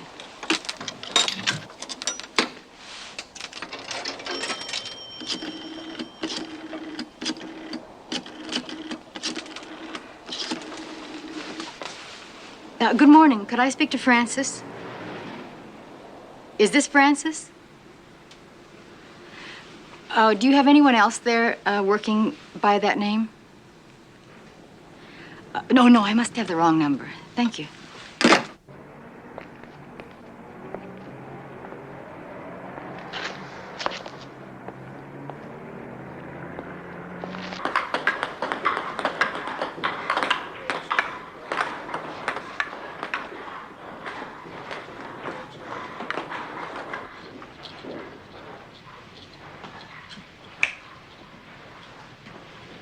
You just hit me. Somebody once said to me, if you ever want to pick up a clean gun, see old Red up on High Street. That couldn't be you, could it? No, that's another Red with red hair. Not me. I got my name from the Red Sox. Me and Van Johnson. Where you going, Red? Look, Sergeant, I'm losing money. What are you keeping that floor safe over there? What is this, a shakedown? What do you keep in the safe, Red? Huh? You guys, what kind of money are you talking about? If you're not too greedy, Sit down, Red, before I bribe you to the rest of the charges. Huh? Go on, sit down.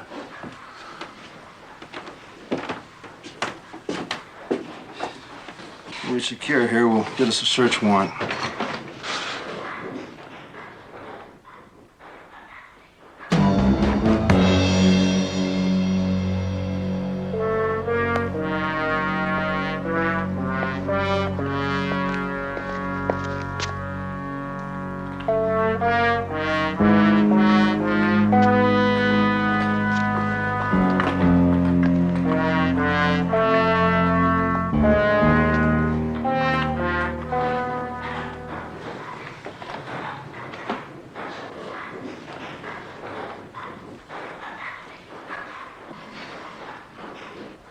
Why are you staring at me like that? No reason. Is it because of all the trouble I've caused you on account of that raving lunatic? Why should I blame you for that? Nothing. I'm just nervous. Any minute, he could walk in here and start blasting away. Why would he want to do that? You said yourself he was armed and dangerous, didn't you? Hey, Hillary, how do you really suppose he tracked me down at that cafe? Well, obviously he followed you. No, one of our partners was staked out, and he said nobody followed me. What do you think? Well, you could have said something to him when he came calling with his olive branch. The only outsider who knew I was at that cafe was you. Well, you don't think that Are you insane? All I had was the phone number. Whenever the boss answered the phone, he always answered Jose's Cafe. Anybody could look up the address in the phone book. What earthly reason would I have to tell Sean where to find you? Well, you tell me. Maybe to cheat on you, to kill me? What? What? She's insane. Mrs. Barry, it seems to me that your husband had this crazy suspicion about you and your hairdresser, okay? Only what if it wasn't so crazy?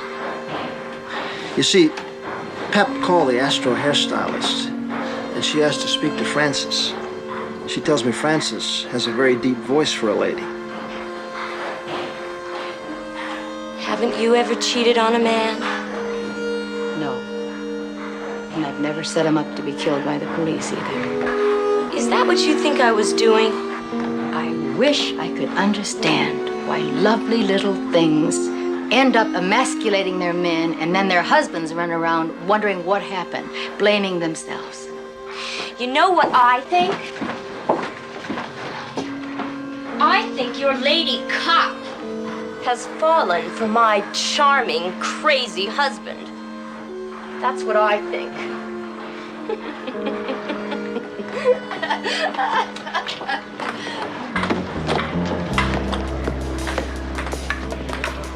Hillary, Stop him! He's got a gun! no, please, Stop him! He wants to kill me! Don't you! Put the gun down, Barry. Put your hands on top of your head. Put it down. You hear me? Put it down. Sean. Put the gun down. Sean, give me the gun. No. Let me have the gun, Sean. Stop. Come on. Now I'm here to help you. Look what she's been doing to you.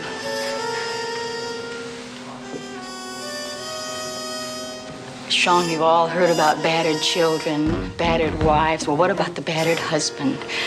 The guy who gets hit, hurt, battered psychologically to the point where all he wants to do is kill himself or kill somebody just to get back some of that manhood. Look at her. Can't you see it? We're here to help you, I swear. Give me the gun. Give me the gun, Sean. Right about me?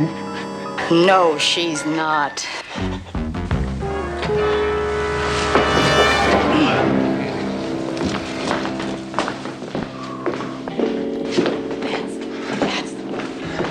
That's good.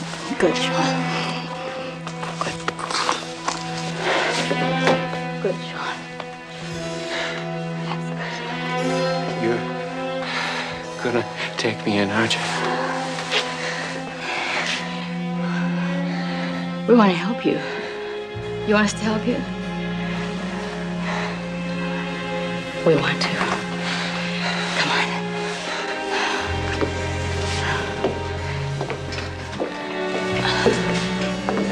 I know. I'm sick. But I couldn't admit that to her. She's a lot sicker than you are, Sean. Dick, stay with Red Sox up there till I can get back here with a warrant.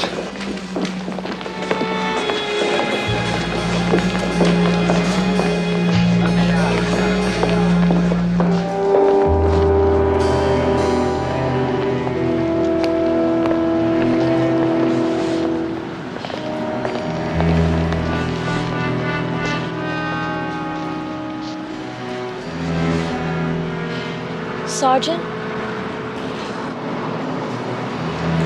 Yeah? Can I go home? Lady? As far as I'm concerned, you can go to hell.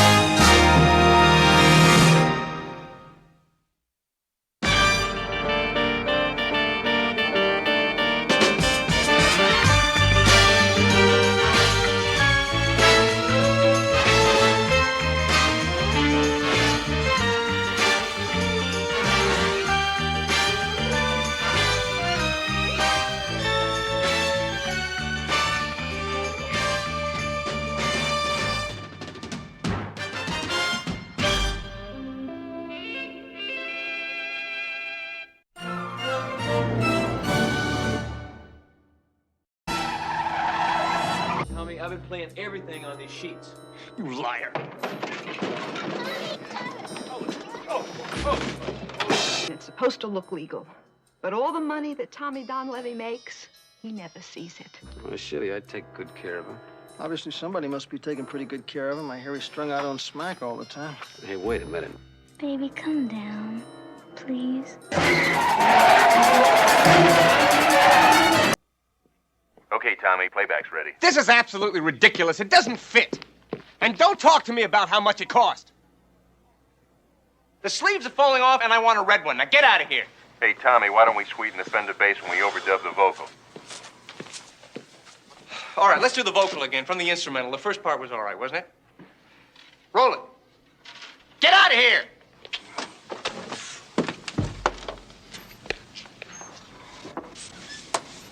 What do you think, Dave? Playback.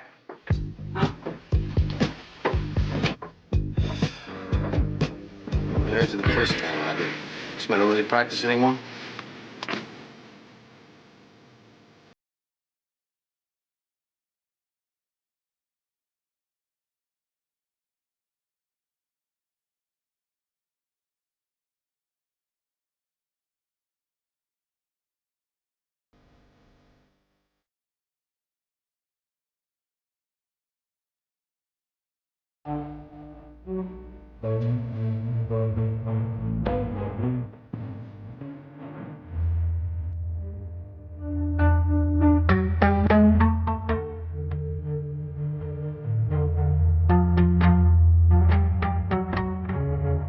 This Bobby Potty's terrible. What's the matter with him? Tommy, hold it. Hey, Bobby, what's the matter? What's the matter? Bobby?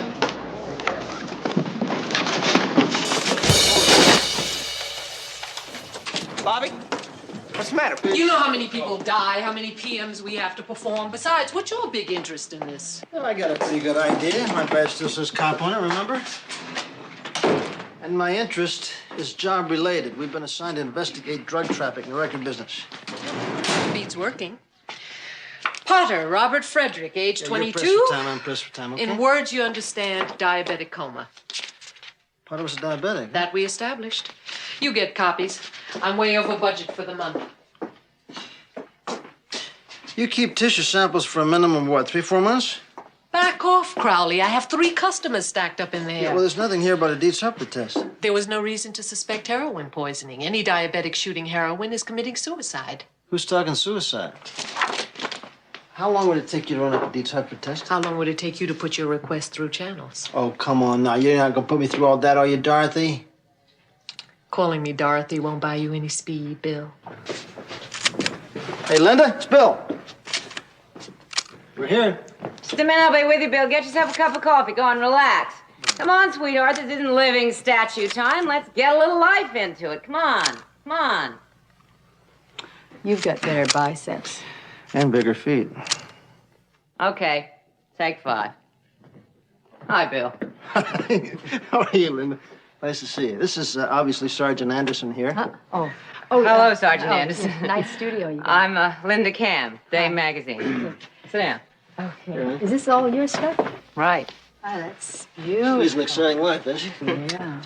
Listen, honey, Fantastic. I happened to mention to Linda that we were starting a rundown on Bobby Potter. Right. Right. I told Bill that we were preparing a big layout on the chromium skateboard. Pullout's the works when Bobby died. We had to postpone it. Ever since I've been hearing things about money, things about dope. When I add it up, it comes out to a big payola ripoff with Meteor Records and David Griffin in it up to their corporate ears. Yeah, those stories are always around. We've been trying to nail Griffin for years. I heard that Bobby Potter wanted to leave the group, that he wanted to blow the whistle. Isn't that interesting? Well, it does make it different. Yeah. So, we're sending you in with a chromium skateboard. You can try to pass me off as a groupie? You'll come to love it. What am I really going to be? Can you set up a meeting with your new interviewer here with Don Levy? Right away, I can guarantee it. If Dame Magazine gets the story. You set it up and you got the story. So I'm going to be a reporter? You're going to be Monica Bryant. Monica Bryant. I know that name. She works out of our New York office. But right now, she is spending a month in the Greek islands. Yeah. Listen, I know you're busy, honey. Set up this time and place and let us know, will you? All right. Bye. Thanks a million. Back in the saddle, Peter. Yeah. See you later. Hey, look, do me a favor, will you? When she gets here, just send her right up. Dave, you're pushing too hard. That boy's in no shape to see any reporter. The magazine's getting hot again. Tommy is still upset. He hasn't budged from that saxophone in a month.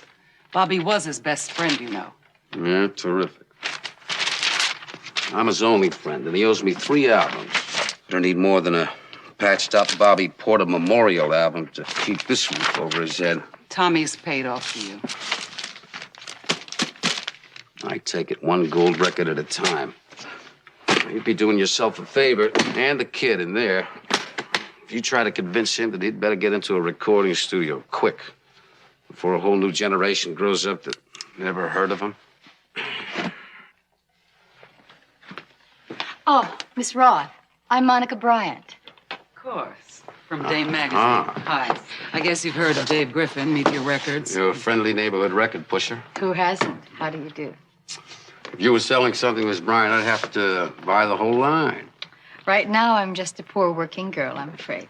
In that case, I guess I better feed you. I'll pick you up for dinner tonight. Well, I might be busy. Oh, that's right on your story. Well, why don't you call me when you're finished here? Audrey knows where to reach me. Audrey. Take good care of Miss Bryant. That's your department. Is she terrific? You're very nice yourself. Tommy is still broken up. I mean, so don't expect too much of him.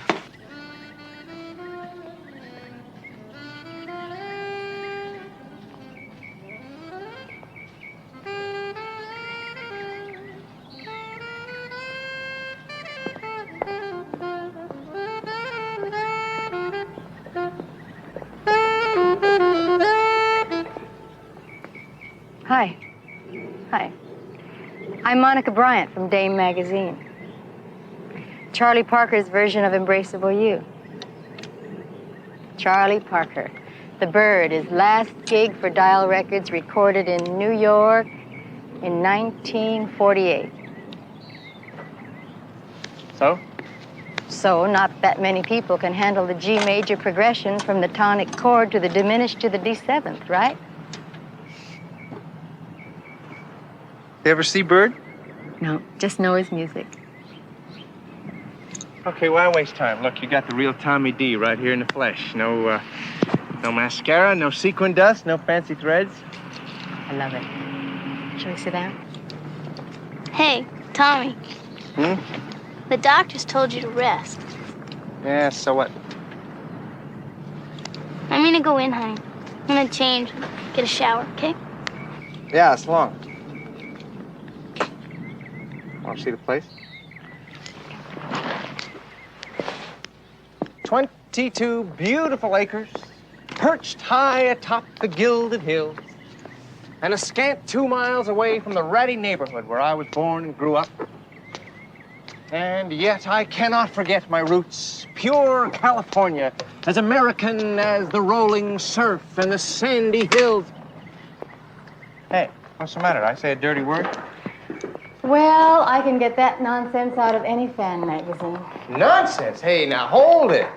You're disposing of my life story right there. Okay. The recorder's off. There's nobody here but us. Relax. Be yourself. Nobody ever died of it. Don't be too sure of that. Come on, loosen up. What troubles have you got? Everybody's got troubles. Come on. Hey, wait a minute, lady. Where you been? I have 3 gold records and 2 platinum records. I just sold out the Forum in Madison Square Garden. You call that trouble? Well, you tell me. Now, as I said, the recorder's off. Nobody'll know. And you might even feel better. I don't care how many people fight to get into Yankee Stadium to hear you, or how many stooges you got up in that mausoleum. You have the look of a very lonely guy.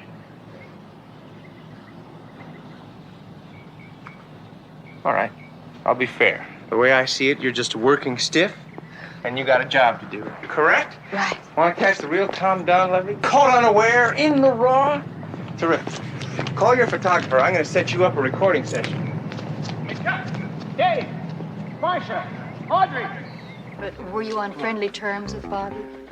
He was Tommy's friend. Wait, Chuck and me, we came along later. Have you any idea why he wanted to leave the group? Aha. Knew we'd meet again. Mr. Griffith, hello. Sonny, the rest of the boys are ready. Come on. You should be able to see and hear better from the booth. You ever been to a recording session before? Nothing like this. There is nothing like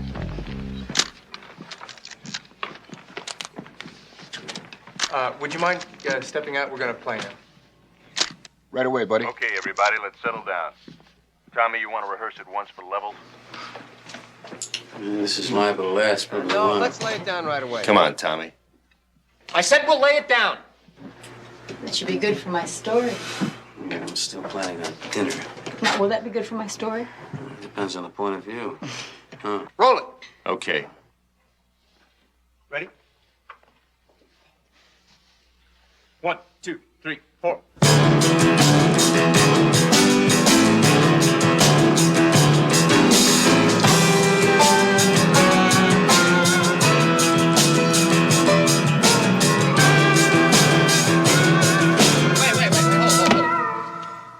Johnny, I think you've probably met everybody here, right? We're not total strangers, are we? Think you can try getting with the beat? Once more from the top. 1, 2, 3, 4.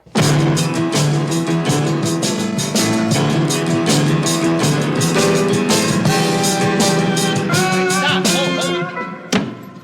Are you gonna get with it? You can read notes, can't you, Maris? I've been following the chart. Look, I don't want to spend the rest of my life on this one lousy cut, all right? He's used to Bobby on bass. Hey, Johnny Maris is the best. I know, but he's used to Bobby. Period. Once again. 1, 2, 3, 4.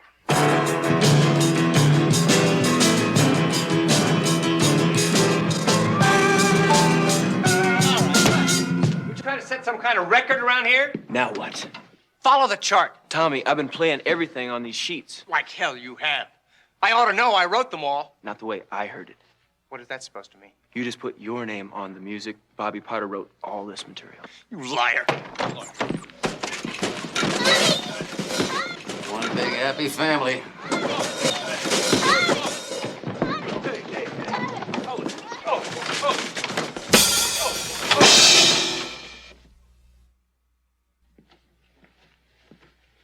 I don't know. I don't get it. Johnny Morris is the best in the business. I don't know why I had to choose him out. No, Dan. Oh, it's me, you know. It's me doing it. I can see myself losing everything up. I can't stop. I can't stop. Baby, come down, please. I just die when you're like this.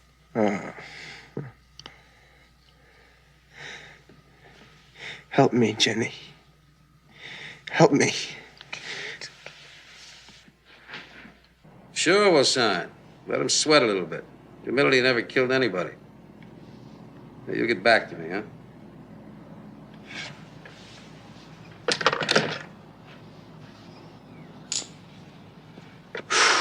Oh, never quits. It'd probably kill you if it did.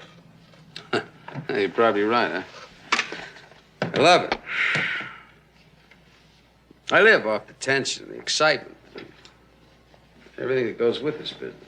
For you, a vacation is flying to Europe to hear a new group, I'll bet. It's wrong. For me, a vacation is flying to Europe to sign a new group. Yeah, I studied to be an accountant. Yeah. Could you see me bent over a bunch of books trying to work out a tax savings and then heading for the valley every night? Depends what you got in the valley. Well, I'm not putting it down. It's just that I like what I have here. Here.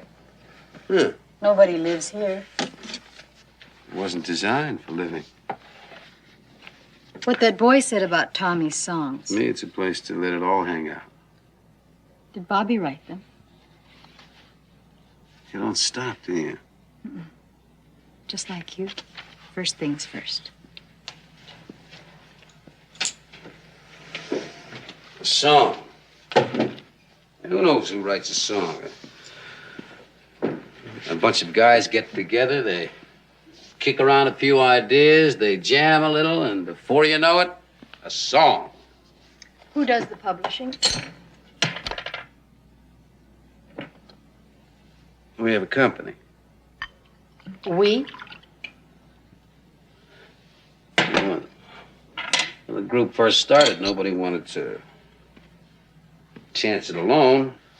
It was too big a gamble. You own the publishing rights. I share. I come.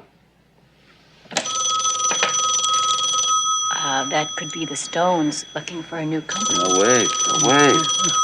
Wait. Hello?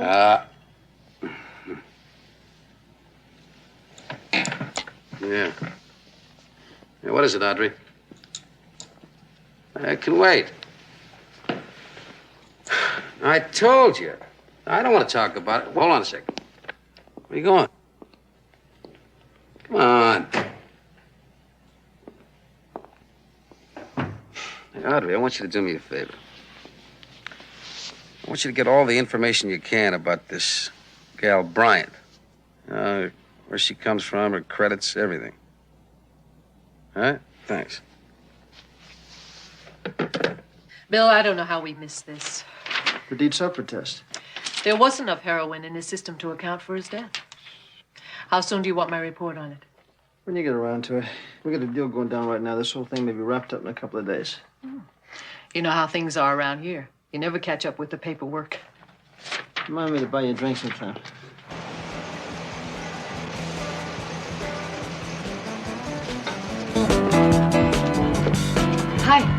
Hey, Monica, how are you?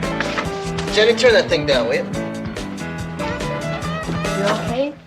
Yeah. I guess I was a little dumb about the whole thing. I had no business sounding Johnny Maris. You can't buy a better bass player than him. Anyway, I had Audrey send him a big check. Oh, that'll square everything. Look, it happened. Maybe I shouldn't have been in such a rush to get back to the recording studio. Maybe you were still a little too upset over Bobby.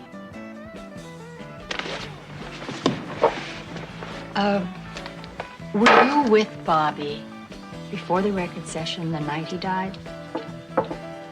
What does it matter? He was a diabetic, right? Yeah, what does that have to do with anything? Did you actually see Bobby take his own insulin that night? Hey, Monica, you want to take a little drive with me? Got a brand new set of wheels right outside here. Jenny just fixed it up for me. Jenny? Yeah, well, her father used to drive stock cars, and Jenny spent most of her young life following him around from one dirt track to another. Come on. Look at my bag. You stay right there.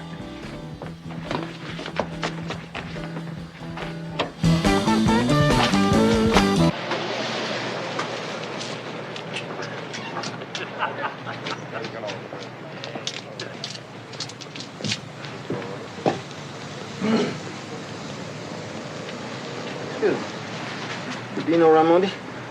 Yeah, what about it? Yeah, I'm Sergeant Crowley, Police Department. This is Investigator Stiles. Your parole officer's not coming, Dino. Why are you roasting him? He hasn't done anything. Look, miss, he's on parole, which means his parole officer has the right to interview him anytime he likes. Right, Dino?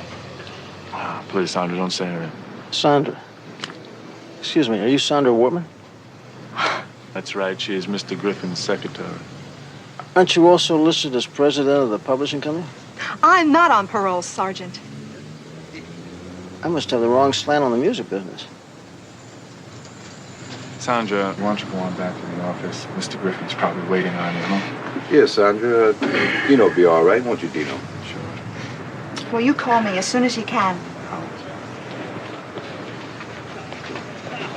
Mind if we sit down? No, make yourself right at home. Oh, thank you.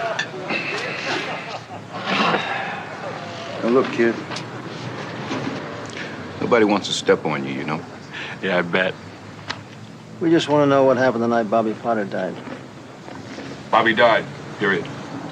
Who could have got at his insulin? I never touched his insulin. I never said you did.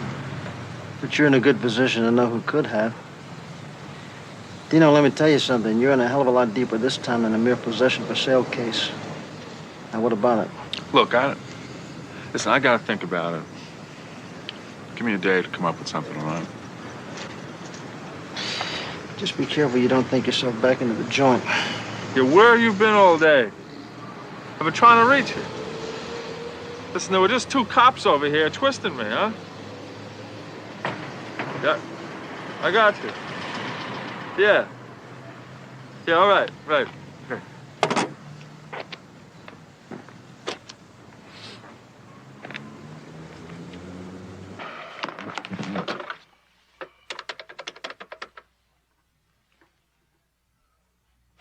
Jenny, David, I want you to do something for me.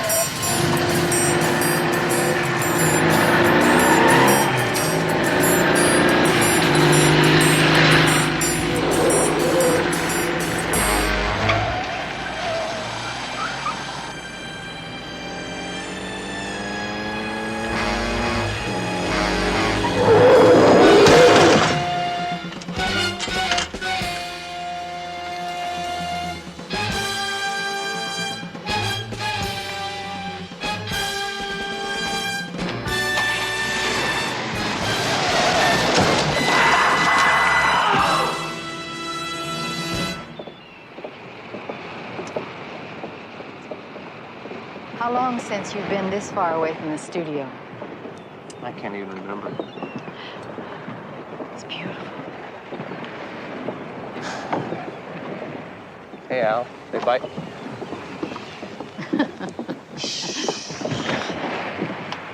You dig this? Oh, yeah. My father and I used to come out here all the time.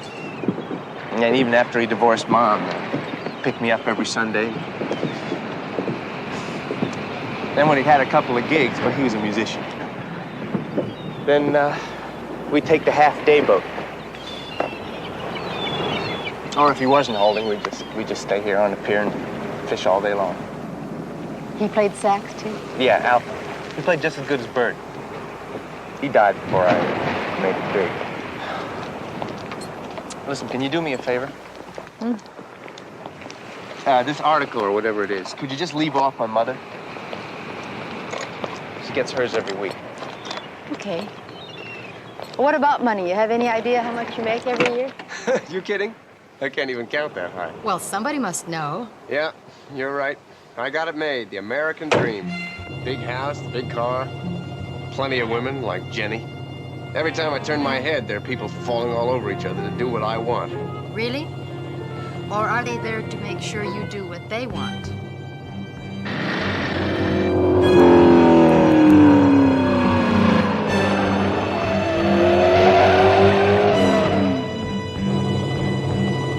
Tommy. Shut up! Tommy. What's bothering you? Nothing's bothering me. Why did Bobby want to leave the group? What did happen the night he died?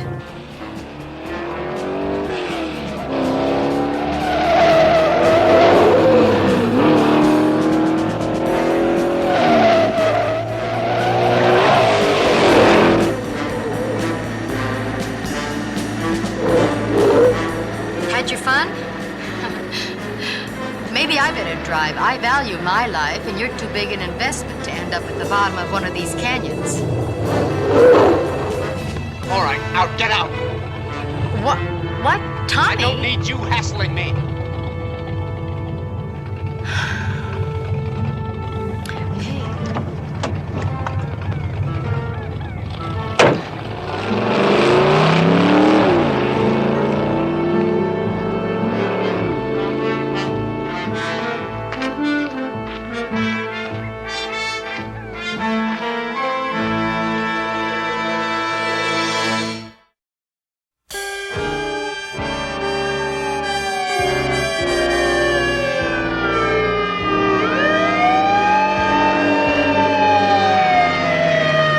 Slowly now. Keep the line tight. Okay, I got it. Easy. Okay, Charlie. Let me have some slack. Unsnap the line. Let's get him in the wagon. Bill? Man, I should have leaned on him harder. Shouldn't have given him time to think. Yeah, but you didn't know this was going to happen. Look, I know how you feel. I've blown my in with Tommy Donlevy. Yeah. Pap, I gotta go. I want to be there when they break the news to Sandra Wortman. Hey, man, quit pushing on me, will you? I told you I never saw him. But you knew he was there. No Yeah. way. How many times do I have to tell you? There was a lot of people there. Cool it. Quit all this shucking and jiving. Sure, like I said, man, I never made any guarantee. Would you like some more? We didn't ask No, for no, guarantees. I'm okay now. I should have stayed with him. I should have been there to help him. Some was down and some of them was hurting. He ain't out of it. There are a lot of things a lot of us should have done, Sandra, but we didn't. We can't go back. I had to smart off at you. Everybody smarts over the cop named the Joe. Yeah. See, I was trying to tell Dino that it wasn't him I wanted. Chromium skateboard was scoring with him. He wasn't dealing. He had no choice. Who was leaning on him, Sandra? Was it Griffin? I don't know. It might have been. When Dino was busted before, he worked for Media Records. He was a promotion man. He called on radio stations. Well, look, Sandra, did Something else. I don't know which Griffith get him the job with Tom Donlevy? You all strung out. I don't know. I guess so. Sandra, you're Griffin's secretary. You're also listed as an officer in some of his companies. I just sign forms, type minutes. Somebody has to do Yes, it. but you got your head together. Now, you probably got a pretty good idea what's going on, especially with Chromium Skateboard. It happens to a lot of groups. What happens to a lot of groups? Murder? Please. I know so little about any of this. Sandra, 2 people are dead. 2 people have been murdered. You want to help Dino? I said nobody can go back, but you really want to help Dino? Okay, here's your chance. It's all very complicated, and it's supposed to look legal. But all the money that Tommy Donlevy makes, he never sees it. They have papers his mother signed, agreements, long-term notes. Bobby Potter was making noises, right? He wanted an accounting. He was going to see a lawyer. Who's got these records? Where are they? In the office. But please, I don't want to go back there anymore. Okay. Sandra, listen, Investigator Stiles will take you home. He'll also call you as soon as the coroner will release the body. He doesn't have to. Of course I don't. But it'll make it a lot easier for you if I do. Sandra, did Dino ever score for the skateboard? Once. He really sweated. It's about 5 or 6 weeks ago.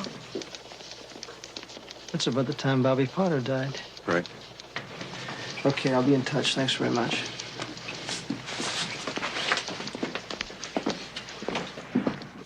Hey, man, you've really blown your mind. You don't want no part of that Brian shit. Oh, climb off, will you? I have enough problems on my back.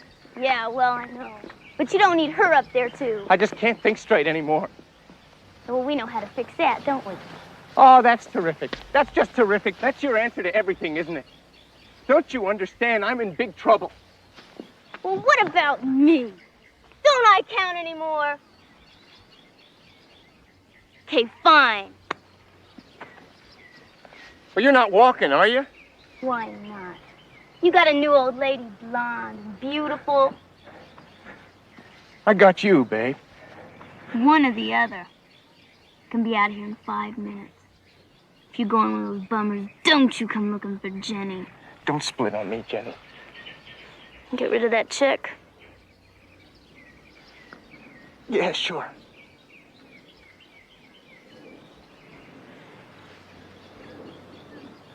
Hey, you're really hurting. Maybe I better make a run. Pick up something. You be okay? When are you coming back? A couple hours.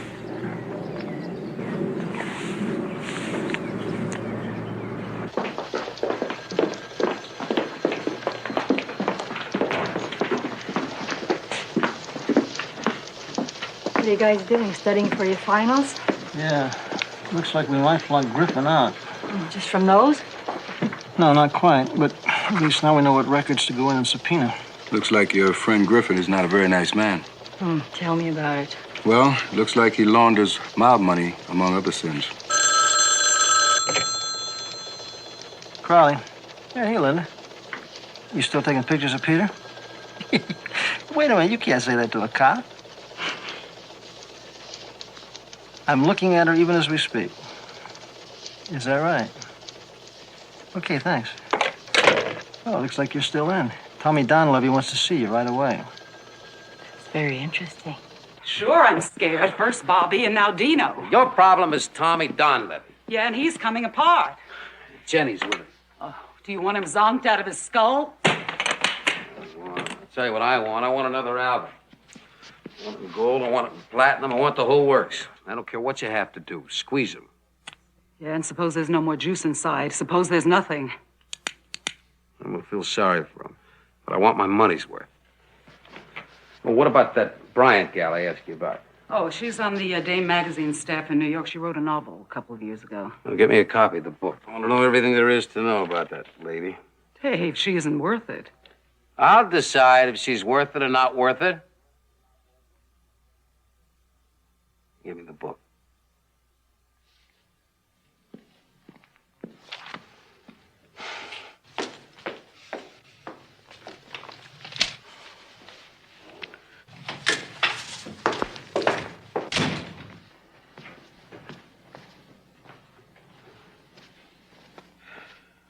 You better get back to Tommy. He's not going anywhere.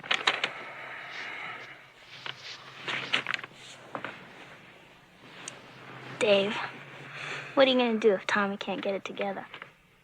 Tough. On who? What do you think? Well, you got a contract. You got to pay him. Not if they bust him. It's standard in every contract.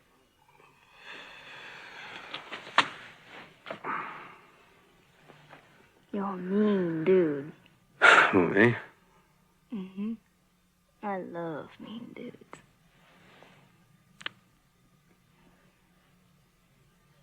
But you got a job to do. Mm-hmm.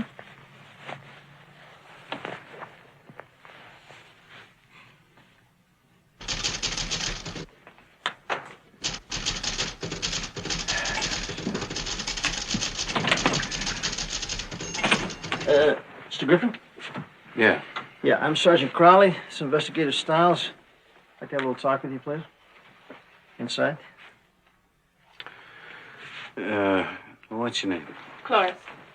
No calls, Cloris. Yes, sir. Whatever it is, I'm pretty busy. Yeah, we know how busy you are, Mr. Griffin. You see, we're conducting an investigation, and I need to take a look at your corporate records for Chrome Publishing Company, TD Recording, Skate Management. Wait. Not without a court order. Come on, Mr. Griffin. I think you're well aware that corporate records are open to the public scrutiny, aren't you? What do they say about fighting City Hall? You lose. Yeah. Rolling Wheel Productions. Give me the list. You can look all you want. Everything's straight. Fine, then you got nothing to worry about. Better not. I pay a big retainer every year to make sure of that. Legally, I'm clean. What about ethically? Ethically? Are you kidding? In this business, they made rich men out of a bunch of kids that should be pumping gas. Unfortunately, 2 of those rich men are dead, and the 3rd one's strung out on drugs. Nobody's mother. Yeah. What kind of an accounting did Bobby Potter want? What does that mean? I don't know. I'm just trying to establish fact, not a rumor. What about Tommy Donlevy? You ever get out of line? Well, shitty, I take good care of him. Obviously, somebody must be taking pretty good care of him. I hear he's strung out on smack all the time. Hey, wait a minute now. I don't have to listen to this. I'm going to ask you gentlemen to leave. Yeah, you're right, Mr. Griffin. You see, we're just trying to do our job, and sometimes we get a little carried away. Fact is, we're going to need your permission to have these records copied. You see, without your permission, I'm going to have to go down and get a court order and come back and confiscate them. It gets to be a big hassle. I'd like to avoid that, wouldn't you? Or would you? Go ahead. Thanks for your cooperation. Sorry there are no pictures.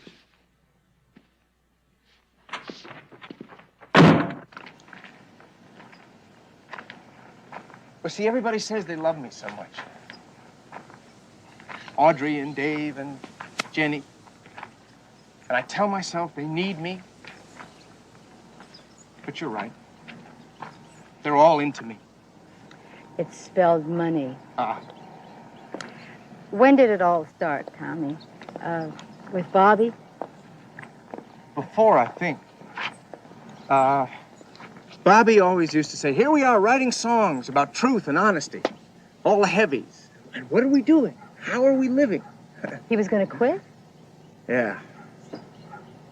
I wasn't ready for that. We'd been together since we were kids. The night he died, do you remember something? We had a big hassle over something. Jenny gave me all the details about that. I remember Dave kept telling me, don't worry, Bobby isn't really going to split. You see, there are a lot of things recently that I just can't remember. Other people tell me about them later. Things like what? Like last night. I'm really sorry about that, Monica. You know, it's just that sometimes people, they get to me, and I don't know what I'm going to do next. Did you come right back here after you dumped me in the canyon? Then what? Then I got spaced out, you know. No, I don't know. And you're going to have to be able to come up with something better than that for the police. Police? Why the police? Tommy, this is the real world. A boy was killed. People have to know why.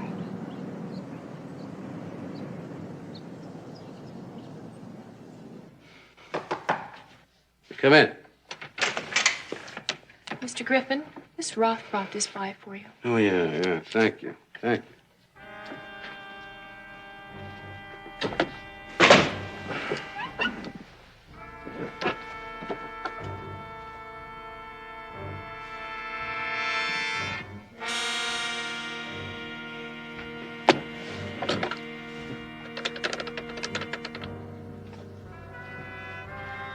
Think about it, Tommy, okay? Thinking is too much effort. Hi. Did I miss anything? You never miss a trick. Call you later, Tommy.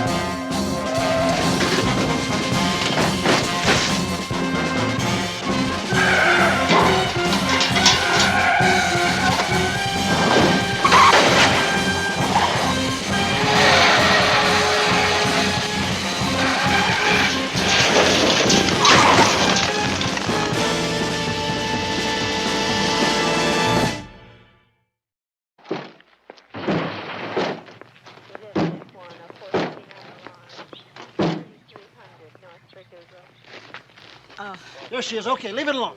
I'm fine. Oh. Wait a minute, hold. Here. Oh. Here, just take it easy, Pep. Here, give me a hand. I'm telling you, I'm okay. It's okay. I'm okay. I'm all right. Oh. You're okay. Look at my car. It's a mess. Look at it. I need my car. Oh, somebody get my shoes and my purse. Get my shoes. I'm telling you, I'm all right. Hold your arm still, will you? Hold your arm still, will you, please? Look at my car. My car is what's ruined. Just relax I'm and let him fine. examine you. I'm all right. We know Now your it's mouth still works.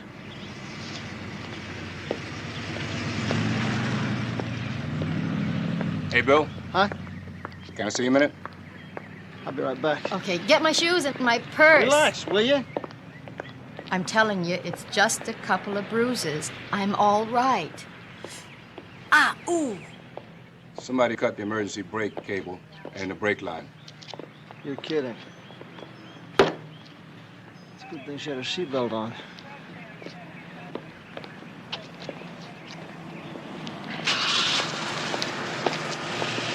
She be sitting up like that?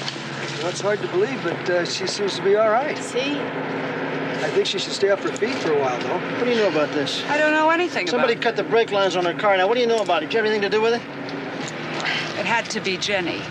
Well, she'll tell you. I was driving up the hill. I saw her. I stopped to help her. I was the one who phoned the ambulance. Are you sure she's okay? Yeah, just let her take it easy for a little bit, for a little while. You want to join us up at the top of the hill for a little conversation? I wouldn't, but if you insist, I will. You can ride up with Investigator Stiles. Joe, take her up. Okay, come on. Take it easy. Ooh, yeah, I'm all right. I'm fine. You realize how close you came there? Yeah, I noticed. I can't take many more of these. Here you go, Pep. Oh, thanks. Okay, Miss Roth. Now, you want to tell me what you know about Bobby Potter? What about Bobby Potter? I don't understand the question. You mean you were not aware that he was going to knock down this sweet little deal of yours? Who was in on it? Let me tell you something, Miss Roth. Now, we have ways of getting to the truth. We just subpoena you before the grand jury. But we're offering you immunity. There isn't much time. We still don't know where Tommy and Jenny have gone. I don't know. I swear I don't know. Then why don't you just start by telling us what you do know? If I were you, I'd listen to him. You don't have to go to the end of the line with the others. You can do yourself a favor. Well, I guess you could say I was part of it. Who wouldn't? We had a good thing going, Dave and I. What about Dino? How'd he fit into it? He was Dave's man. He used to distribute drugs for Dave when he worked as a promotion man. And what did Jenny get out of it? Plenty. She enjoyed watching Tommy sweat. Oh, man, she's one bad chick. I have a pretty good idea where Jenny might have gone, one of two places. The office? Yeah. Does he keep a gun at the office? Yes. And he might use it. Let's have the keys.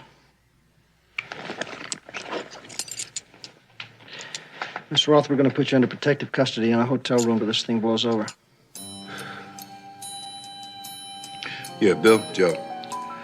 I just checked out Griffith's apartment. Stake it out. You got it. Sergeant Crowley? Yeah. We got a radio message. The van was spotted on a supermarket parking lot over on Macon and First. We got a unit standing by. Close enough. Yeah. Listen, have your partner cover the back. You take the front.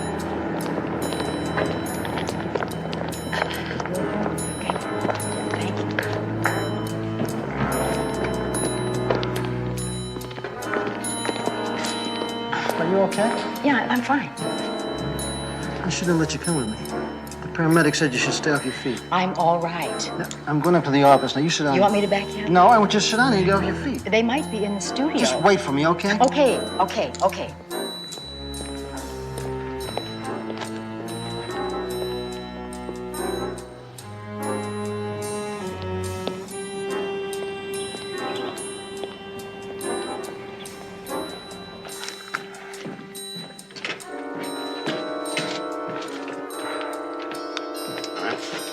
How long is this gonna take? Less than it took Potter. We haven't got much time. Tommy? Tommy, you listen to Jenny. She'll tell you what's right. Come I on. know. Come on. Tell about Bobby. You switched the insulin, remember? Come on. Come on.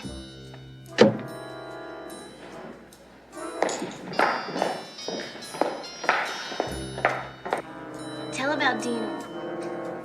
Dino's dead. I know Dino's dead. No, come on. Come on. Come on.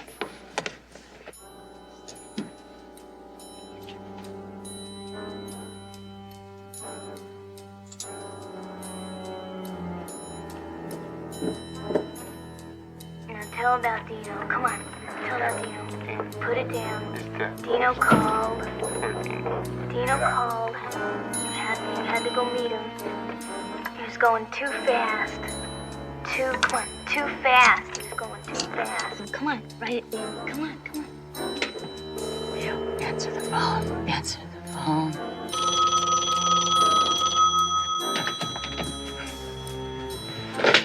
Yeah? Bill, they're in Studio A. Let's hurry over.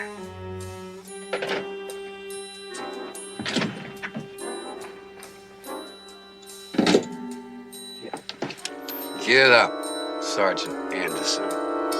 Get up. Come on.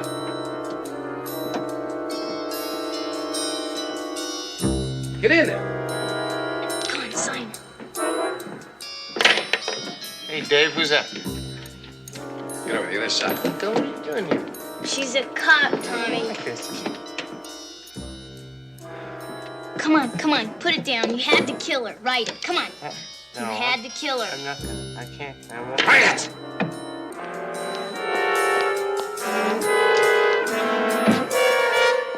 They killed Dino and Bobby. They're making me sign a confession. Freeze! Hold it right there. All right, now put that gun down. Put it down nice and easy. Let's go.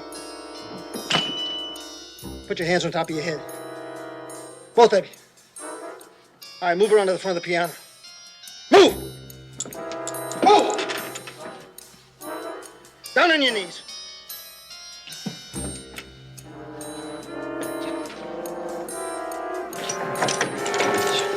Hold it! You better get an ambulance. This kid's in bad shape.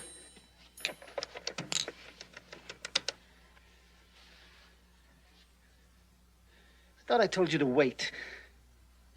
I was waiting.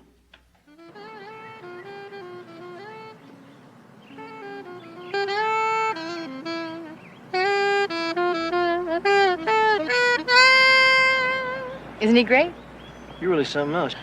I got a sneaky feeling it won't be long before you'll be back in the recording studio. Well, maybe with this, but no more funny clothes. You don't have to worry about your clothes. We'll just let it happen, okay? Okay. Hey.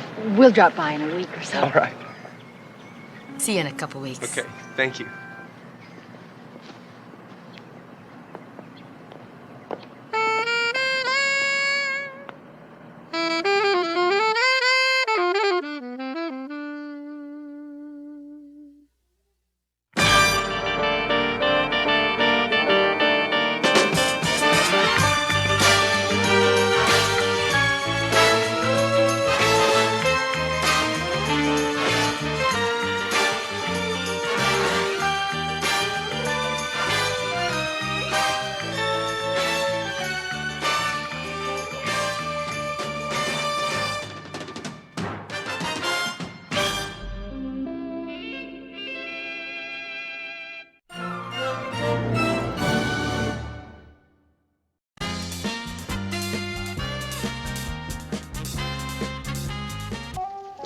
Vegas to be with Lou Malik?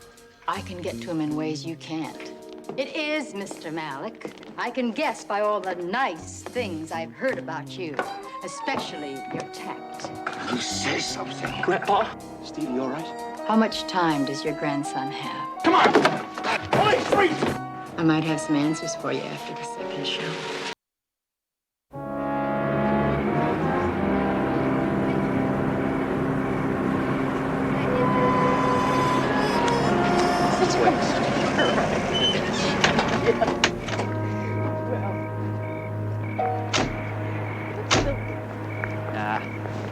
Hey, sorry I made such a thing about going tonight. I had a terrific time, I mean it. It's a good dinner.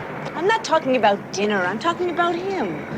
I know what the world thinks of my grandfather. But I'll tell you, Kate, he's a beautiful, basic man. He's never disappointed me, and I never seen him hurt anyone. And he orders excellent wine. And he's proud of you. Not that I blame him. I'll see you upstairs. I got a chemistry final tomorrow. I'll be up all night if I want to get any kind of grade. Just, for a few minutes? Tonight I have character. Tomorrow night, I'm a pushover.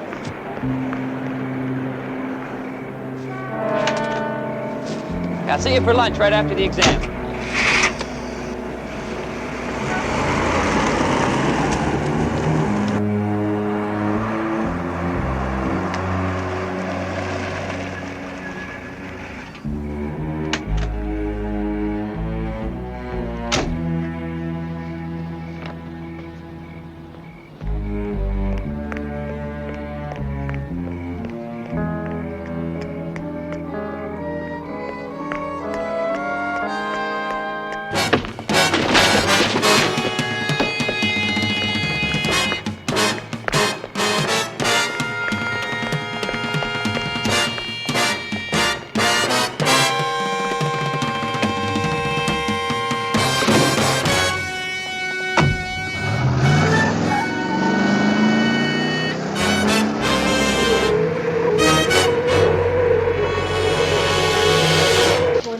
Show up for lunch. I knew something was wrong. Yeah, well, why don't we just step into my office here, Miss Harper?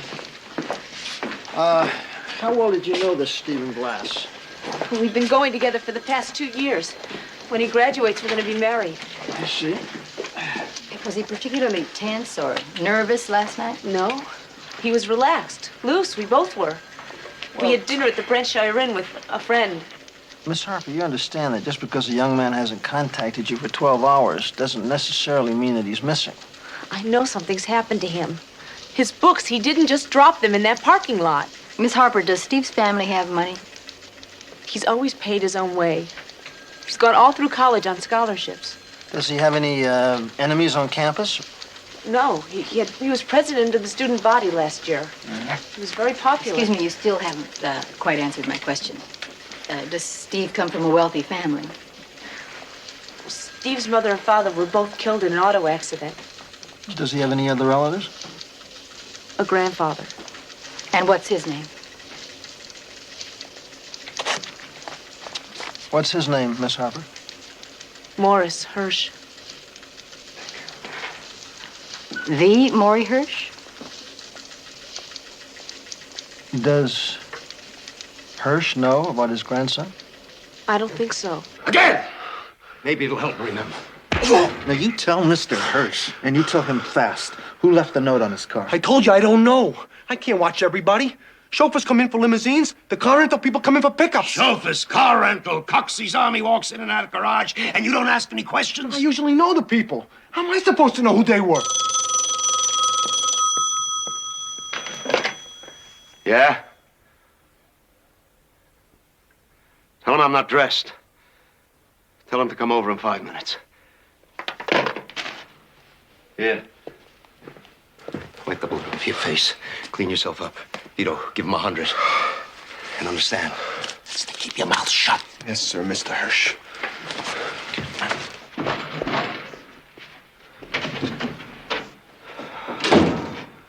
Cops.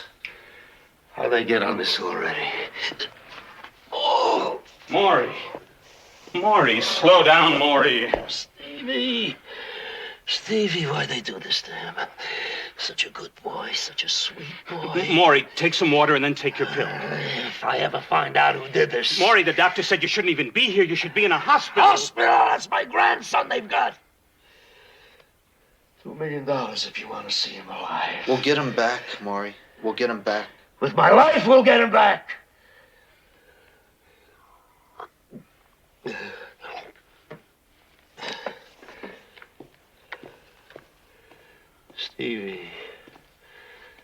Stevie, I never let anything touch him. I never let him see what we knew. He's got no scars to hide from the world.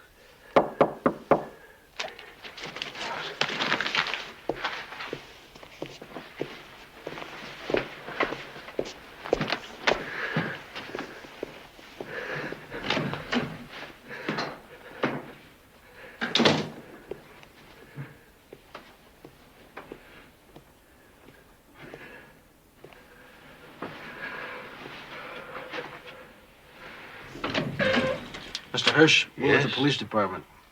I'm Sergeant Crowley. This is Sergeant Anderson. She's a sergeant? How do you do, Mr. Hirsch? What a waste. Could we come in, please? Thank you. Thanks. Well, what's the new complaint?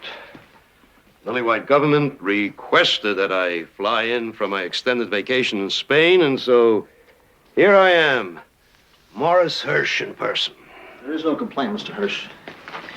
We're here because your grandson, Steve Glass, has been missing since 11 o'clock last night. What do you mean missing? Well, I mean, he didn't show up this morning at the university for an examination, and he didn't show up this afternoon for a date with his girlfriend. We can't locate him. Well, you know, nowadays, kids, he's probably out playing around. As a matter of fact, he's phoned me every day since I arrived. Has he called you today, sir? Oh, he'll phone me this afternoon, you'll see. Mr. Hirsch, Steve's girlfriend. Kay. Her name's Kay. We met. Mm-hmm. She came by to see us a little while ago. She said your grandson means a great deal to you. Look, it's none of your damn business how I feel about my grandson. Yes, well, you see, Mr. Hirsch, we don't think anybody would have come near Steve Glass if he weren't your grandson. What do you think, I'm to blame? It's my fault? I'm responsible? I'll tell you whose responsibility it is.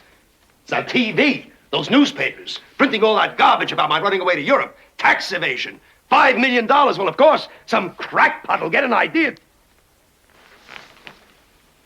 Have you already heard from some crackpot, sir?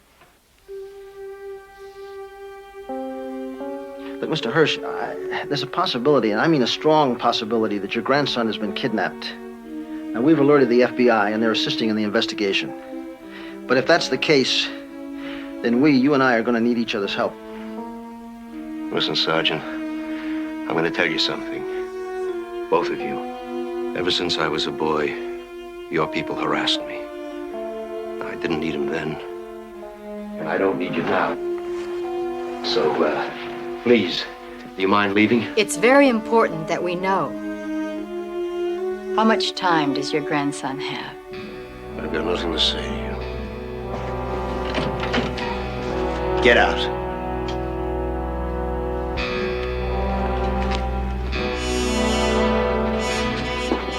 Incidentally, if you do hear from your grandson, we'd appreciate a call.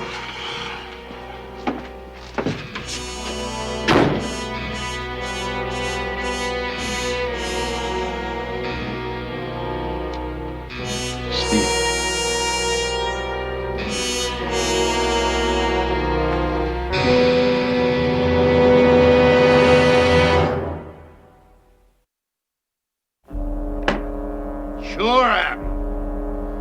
You don't need any more favors, so the hell with Maury Hirsch, huh? Yeah. Well, thanks a bunch. Oh, that miserable two-bit hood. They're all ice. Every one of them. Tony D'Angelo. Used to come crawling here for nickels and dimes, huh?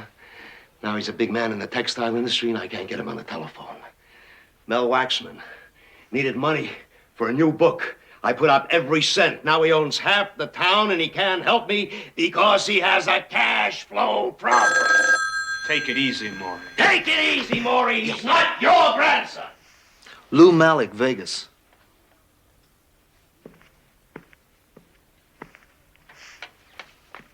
Louis. Maury, it's good to hear your voice. We missed you. How are you, my friend? I heard the news about the boy. I want you to know I can get 50,000 to you right away. Louis, it's good to know I've got one friend. But 50,000 isn't going to help. The asking price is $2 million. Two? Oh, it's a big score. Louis, it's Stevie. You remember him, my Marilyn's boy. May she rest in peace.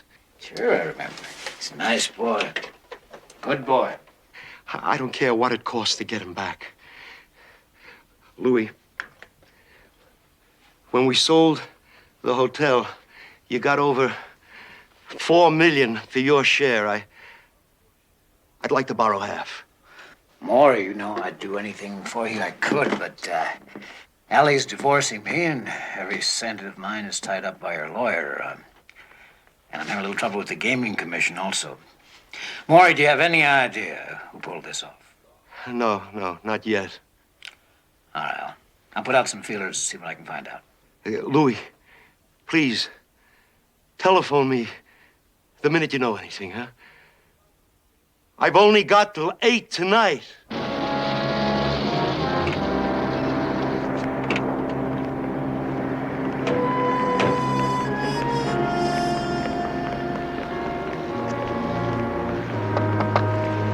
Herbert, I want Zoe to have her bath. Lady. And you tell her when I get home, what is this? What's the matter? What in the world is going on here?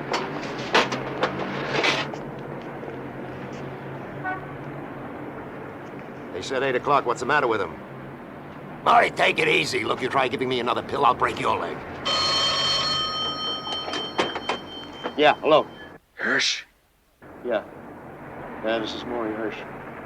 Speak a little louder so I can hear you. Now, you better get it straight if you want to see the boy again. You hear me? Go on. The money's to be clean, unmarked. I'll get back to you tomorrow. I'll tell you where to make the drop-off. How do you expect me to come up with that kind of money in 24 hours? You crazy? Hang on. Says he needs more time to come up with the money. Didn't take him more time to get away with the $2 million. Tell him we want the money tomorrow, or it's over with the kid. No, it's not our show. We gotta check it out. Hirsch, Yeah. I'll get back to you at 8 o'clock tomorrow night. Same phone. I don't know how much time I can give you. Look, you want the money, don't threaten me. Now, how do I know you've got the boy? We got him, Hirsch. Listen, punk. You won't see a penny unless I talk to the boy. Get him over here. You say something. Grandpa? Stevie, you all right? They didn't hurt you, did they? They haven't hurt me, Grandpa. I'm fine. Stevie, don't worry. If they lay a finger on you, You'll hear from us tomorrow night. Listen, please, let me talk to him for another minute, huh? Just 1 minute, please.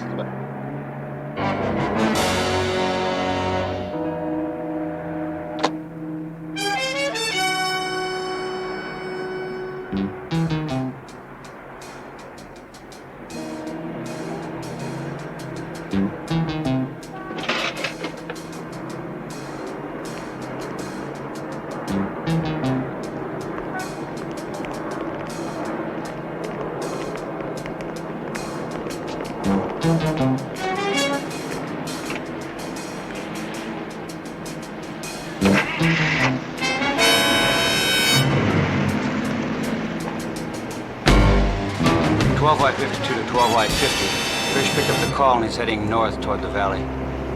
Stay with him. Guarda chi ti vede! Maurizio caro! Oh, good to see you again. Oh, it's been such a long time. You know, I heard you were back and I've been wondering, ma when is he going to come in here? And now here you are. Ma guarda un po'. Come stai? Yeah, I'm all right, Mama. I'm fine. Vieni, come back to your old table. Proprio là, al tuo posto solito. Hey, I read you've been to Spain, eh? What's the matter? You couldn't go to Italy? Avete Firenze, Venezia, la bella Napoli? I mean, as long as you have to get out of the country. Oh, excuse me. I need help bad. Very bad. Who's been running around town shooting off his face about big money? I don't know. Come on, you know it, I know it. As soon as the guys get into town, they make a beeline for your place. No. It's all different now, Maurizio. How different? I mean, you always manage to come up with some news. The police started rousting everybody. None of the boys will even poke their heads in here anymore. Take a look. It's all a different kind of business. It's all neighborhood trade. Mom, Maurizio, look, you know how much I like you, eh? I remember all you did for me and Aldo. But times have changed. Excuse me a moment. Buonasera. Anything wrong, Sergeant? Allora stasera si mangia, eh? Buon pranzo? Oh, faccio dei ravioli freschissimi. Lo credo, sì. Oh, peccato. Beh, Sì, a più tardi, eh? Sì, grazie.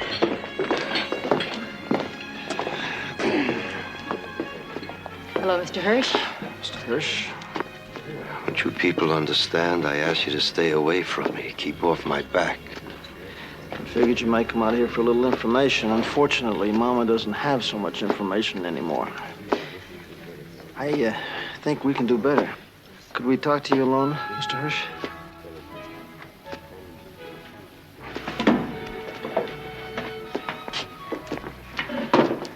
Better how? It's the organized intelligence and the FBI keeps tabs on every hood that comes in and out of the state. Anybody with a record. I got some pictures I want you to look at. See if you recognize anybody that might give you trouble. Have big ideas.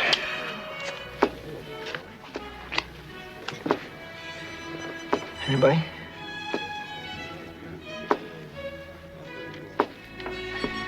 These last three here just came in this past week. Nick Pappas, Frank McGuire, they just got out of San Quentin about a month ago. Joe Carver just got out of Joliet. All three of them are dangerous, and they're very hungry.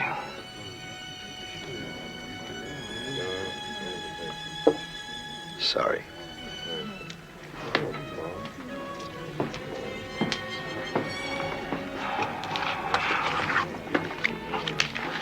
was quite a performance. There's somebody there he recognized. Yeah, but who? Pappas and McGuire. Of course. Who else would they be working for? Even in the Bahamas, they were Louis's boys. Louis Malik, long distance from Las Vegas. He almost had me crying, couldn't do enough for me. Maury, I don't get it. Why would Malik want to put the screws on you? How do I know? Well, what are we waiting for? Let's go to Vegas and handle him. Sure. Then I'll never see Stevie alive. Vito, use your head. Look, why don't you go out and get something to eat, huh?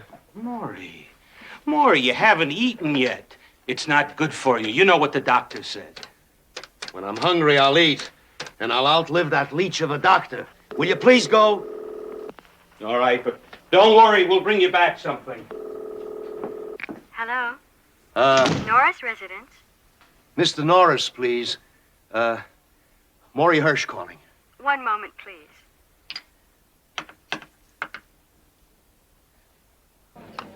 Yes, Maury.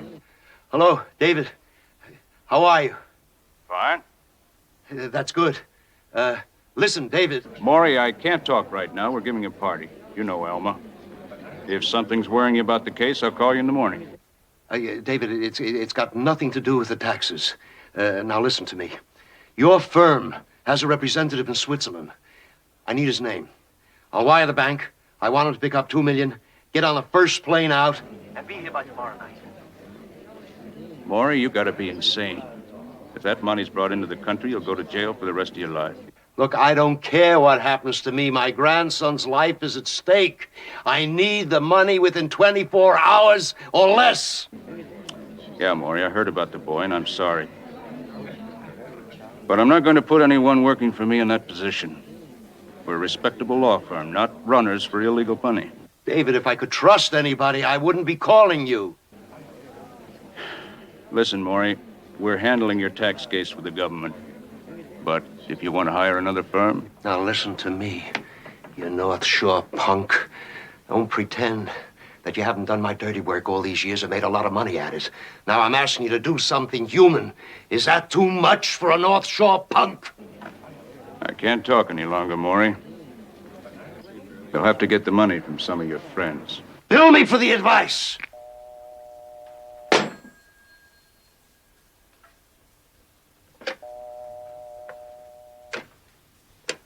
Operator. This is Mr. Hirsch, Bungalow 3.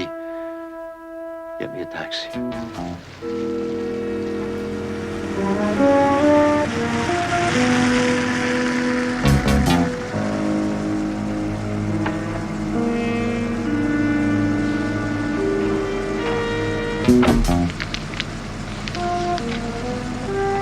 Keep it.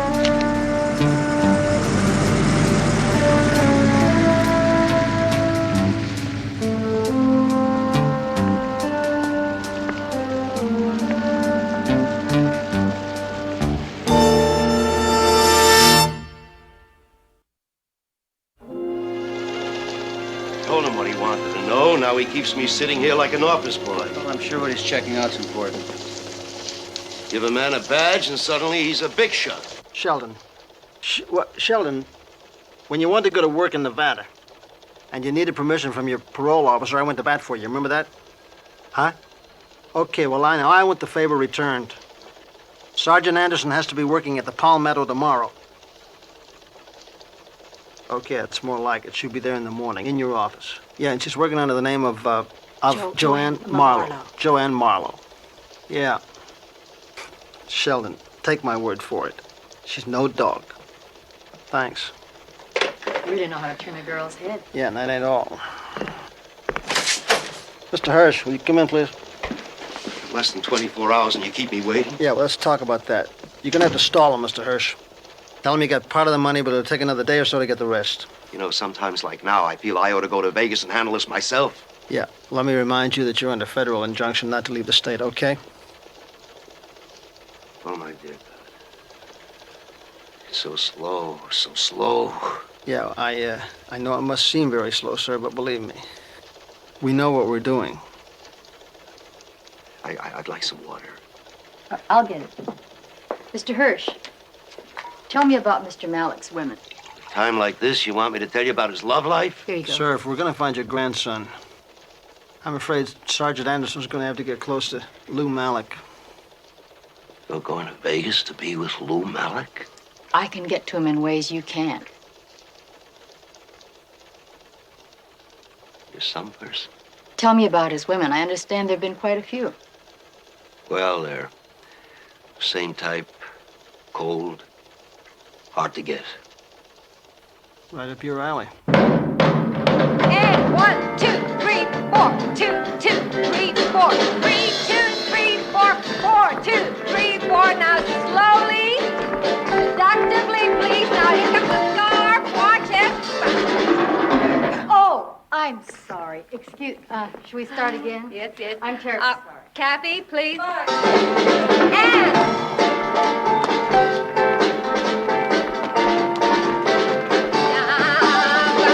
Oh, that's better. Okay, now let's take it and smooth out the rough edges, and we'll take it from the shape. And okay.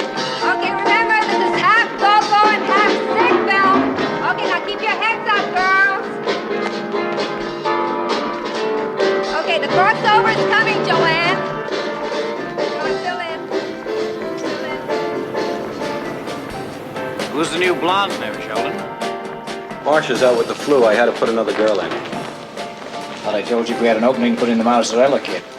Yeah, I know, Lou, but the blonde's worked for me before. Miami, a couple of other shows. She's reliable, and I needed someone right away. Sheldon, my Sheldon. I tell you, I want you to put in the Marisela kid. I mean, I want you to put in the Marisela kid. You can oblige me in that area, correct? Correct, Mr. Malick. It is Mr. Malick. I can guess by all the nice things I've heard about you, especially your tact. Tell Miss Mozzarella she goes on tonight with my blessings. I need this job like I need a hole in the head. Well, wait a second, Shelley, save it till you got something with a little more class. You. Rehearse.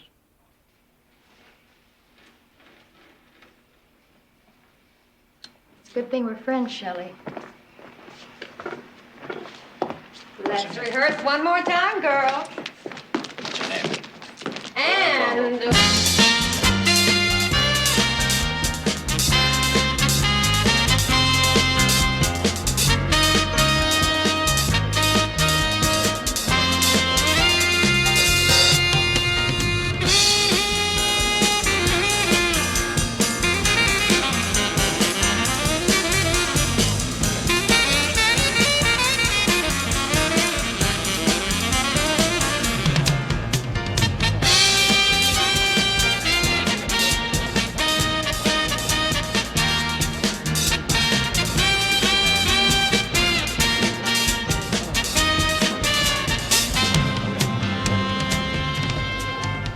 You really must have something, honey.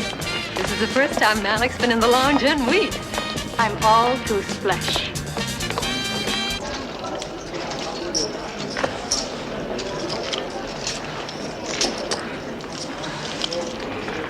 Aren't you playing just a bit over your head, little lady?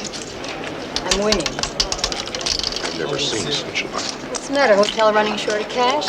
Now, you can do yourself a lot more good than sitting here playing blackjack. Maybe I'm not interested in doing myself a lot more good. Why, you have a friend? Several. Wasting time.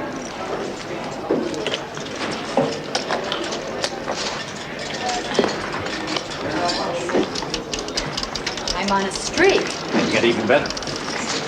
Are you so sure? No idea. Ralph, do me a favor.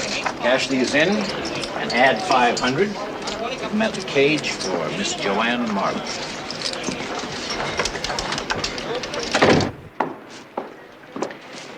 You're a very attractive woman, Joanne. Difficult, but attractive. Well, when you want one, you get the other.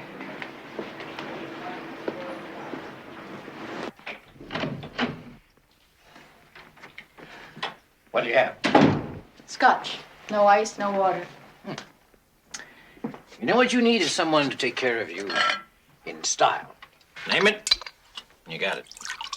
Well, you're really a slow operator. It's always been a big problem with me. Chin-chin. Girls tell me your ex-wife's got all your marbles. And the state's taking a look at your books. Don't you have enough trouble without me? I can handle it. Excuse me. There are resources. Hello. I told you not. I'll see you downstairs, Joanne, all right? I don't mind waiting. I'll see you down in the casino.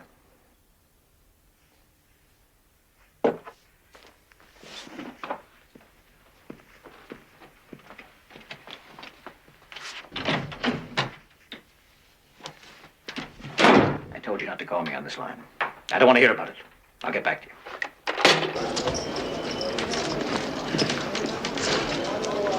That was a short courtship, lady. He just got a call and threw me out. Heads up.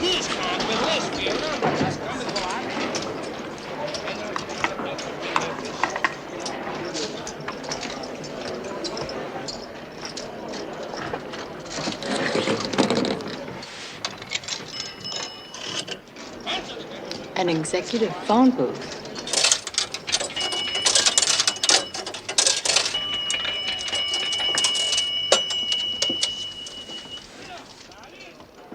What's so important you had to call me on the private line? Lou, something stinks. I gave Hirsch the extra 24 hours like you told me.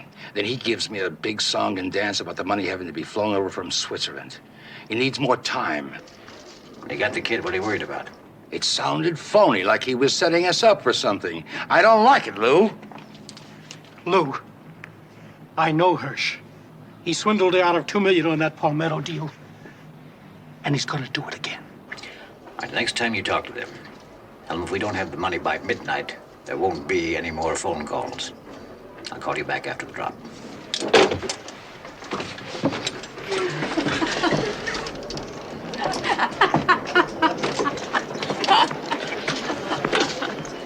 Oh, here he comes. Must be the deuce. We didn't finish that drink. A straight scotch for the lady. Forget it. The lady doesn't like being barked at. See you sometime.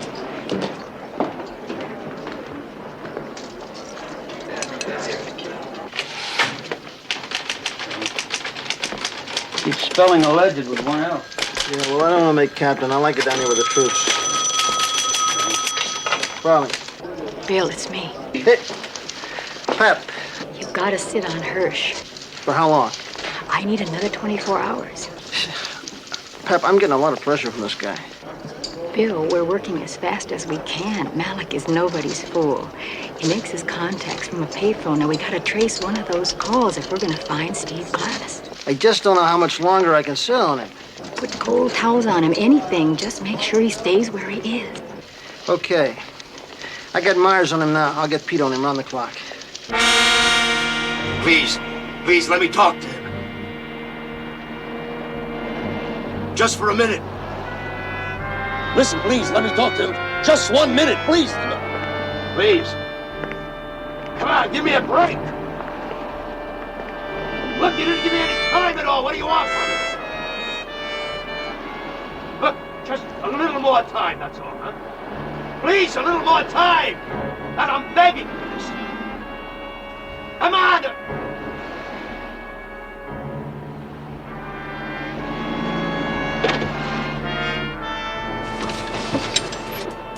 Yeah, Maury? Deadline's 12 midnight. That's it.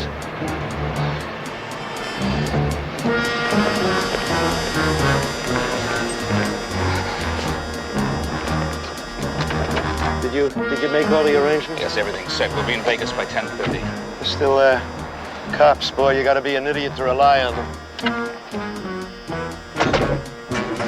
Down, Humphrey.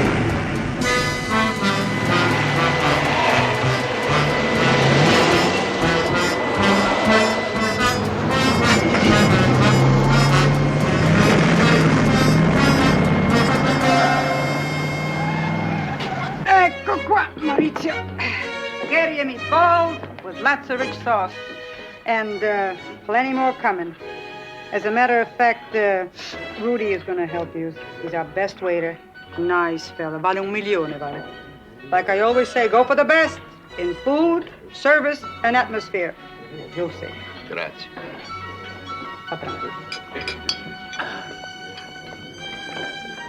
Rudy!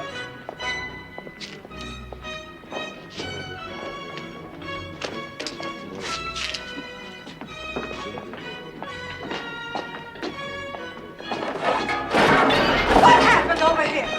Oh, no! Tu sta parlando di Maurizio. Oh, senti, sei stato grande, meraviglioso sei stato. Ti meriti una medaglia d'oro. Look, ti meriti una medaglia. Look at that spaghetti all over you. Perché l'hai fatto così bene che ti meriti proprio un premio.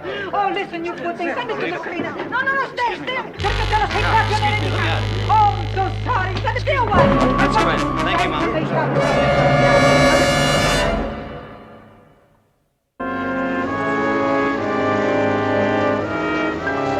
That makes up for my lack of tact. You're kidding. This went out with what they used to call the sugar daddies. Yeah, but they're for real. Then give them to your ex-wife. She can wear them to the supermarket. You know, Joanne, you could do a lot better if you get that chip off your shoulder. I told you I got no complaints. Cool down, Lou. Pour us a drink. What are you working for? Dancing. Miami here. Keeps me off the streets, and it's good for the ankles. Look, I can hardly breathe for the stocks, the jewelry. Tomorrow I'll drive you downtown and we'll look at some real estate. I'll think about it. When are you going to stop stalling? Tell you what, Lou. I might have some answers for you after the second show.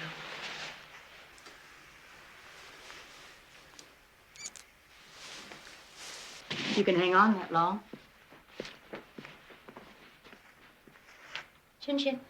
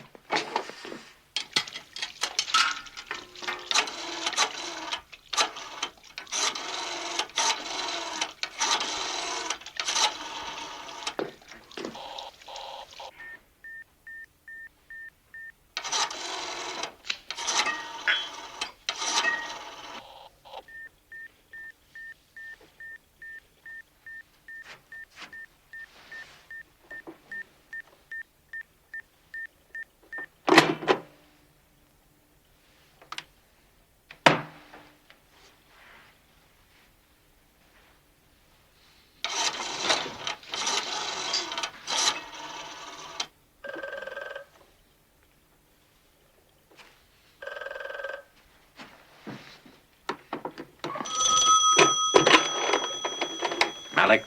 Yes, sir. This is a telephone repair service. I just repaired a break in your line. It was reported out of order, and there have been several emergency phone calls from area code 311. 311? Yes, sir. Did you get a name? No one left a name or number, but now that your service is restored, they'll probably be calling back. If there's any more trouble, please let us know.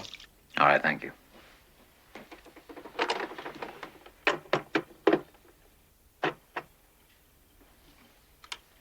Hey, Joe. How's it going? Oh, fine. Marlowe, just fine. She'll be going to the public telephones in a little while. Hirsch.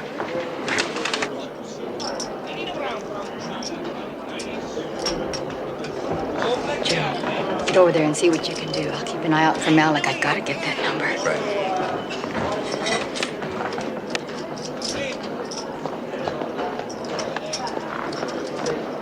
Excuse me, gentlemen. Who are you, part of the floor show? Police, Investigator Stiles. It says California. This is Nevada. Believe me, Mr. Hirsch, it's good here. What do you want me for? I've just been notified that you're about to leave the country. Leave? What the hell are you talking about? which means I have to take you into custody as a fugitive. Wait a minute. Remember, in your bail agreement, you were instructed by the court not to leave the state of California. You're under arrest, Mr. Hirsch. To get this guy out of my way. Come on. That's terrific. Now, you two are aiding and abetting in his unlawful flight. I have to place everybody under arrest. Get him. Easy. Easy. Watch out. Step back. Turn around.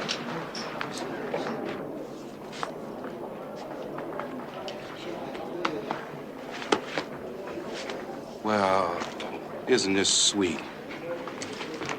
Hey, Deputy, give me a hand here. Hi, Mr. Hirsch. Good to see you again. Ralph, how are you? Fine, fine. What's the problem? This California cop has been rousting me and my business associates. I asked you to give me a hand. Now, where's your security officer? Hold it, buddy. I'm not a cop. I work for the hotel. Whatever you are, buddy, if you don't give me a hand to help get to the office so I can phone the sheriff, there'll be blood all over this carpet. Now, where's your security officer? Okay, folks, everything's under control. Have a good time, all right? I'll show you where the office is at. I'm sure not going to make any phone calls. Let's go.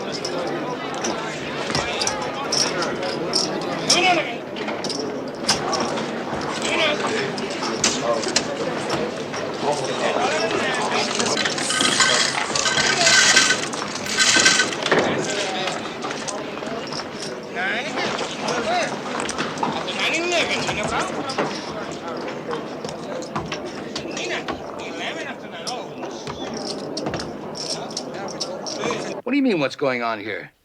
You called me on the private line again. Lou, what are you talking about? We didn't call anybody. We did exactly what you said. We told Hirsch he had until midnight. Somebody called me from that line. It wasn't us. You guys be ready to move at any moment, dear. We may have problems, and if we have, you know what to do. Don't worry, Lou. We'll get rid of him. Right. Get rid of him. He's the only evidence.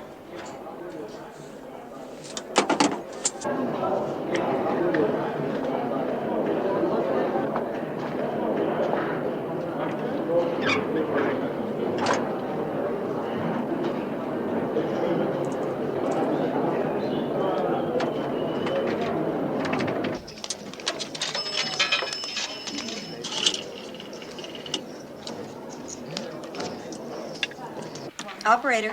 Operator, this is Sergeant Pepper Anderson, police officer. Local?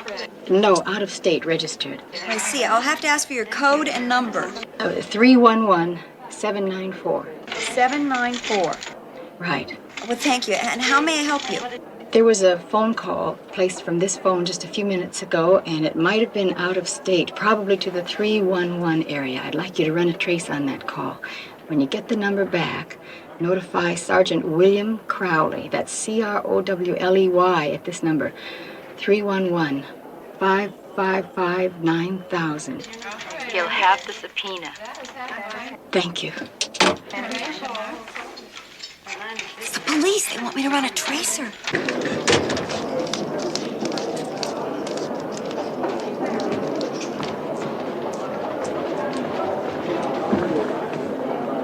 What do you mean, the black bartender in Hirsch? California cop. He took him to the security office at gunpoint. You helped him? With Hirsch? Are you kidding? He there now? The cop insisted the sheriff take him downtown. They just left. Sheriff Hirsch and his two men.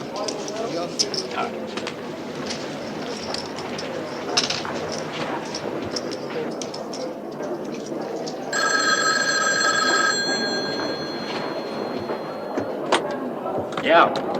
Sergeant Pepper Anderson, please. Sergeant who? What are you talking about? The police officer who just used this phone. I have some information for her from a Sergeant Crowley in California. She just used this phone. There's no police officer here.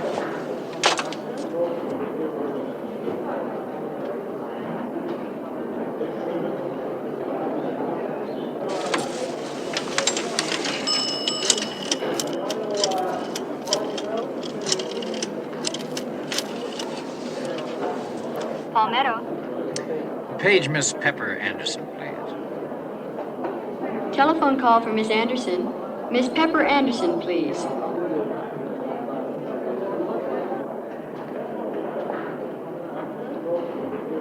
Telephone call for Miss Anderson. Miss Pepper Anderson, please.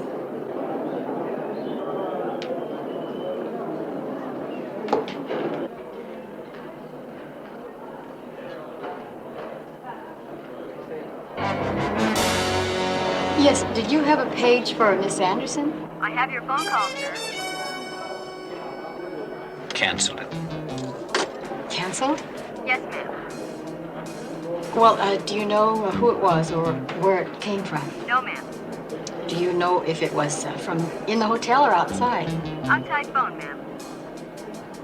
Is there any way to trace it?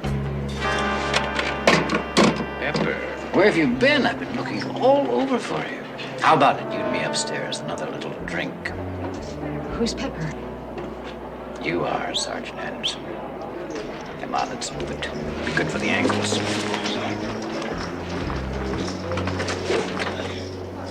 Nobody.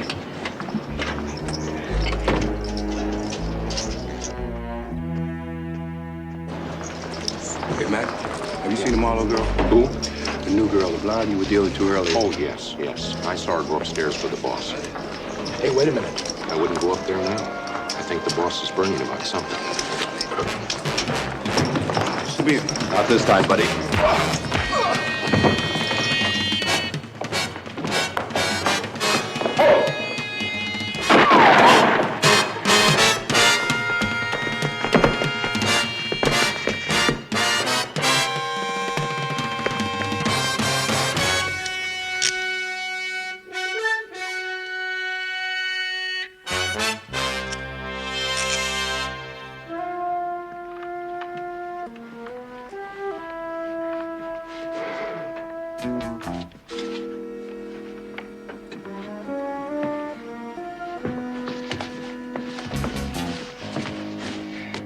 You're really going far, huh? Come on, get up, get up. Get up, get up. Get up, get up. Lizette! Lizette! Lizette! I know she's in there. Well, she just won't come out. Lizette! You better come on there. I'm totally drunk, so you're ready before somebody calls the cops. Hey, come on. Don't touch it, Fred. Put your hands on your head. Don't even think about it. Put your hands on your head. Don't touch it. That's right. Back up. That's good, boy.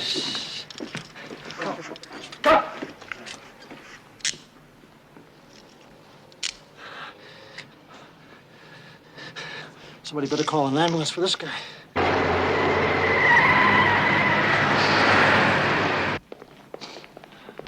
Dr. Casey, admitting desk, please. Dr. Casey, admitting desk, please. How is he? He's not hurt bad, is he? Well, he had a pretty bad beating, Mr. Hirsch. He'll be okay. And the mental part, emotionally, what happened? He'll be okay. He's strong, Mr. Hirsch. I know him. But For what? well, he said something. He heard something about some dealings between you and Mr. Malik when you sold the hotel. We know about that, Mr. Hirsch. $2 million. Lou Malik told us. Dr. Burroughs, please call 125 West. Dr. Well, there are reasons behind that story. I'll have to tell the police, and That's right, you will. I'll have to tell Stevie. But it's okay between him and me. There he is. Dr. Ward, 561 West, please. Dr. Ward, road 561 West. Stevie. Stevie, I never meant for it to happen like this. I never meant for you to be hurt because of what I was.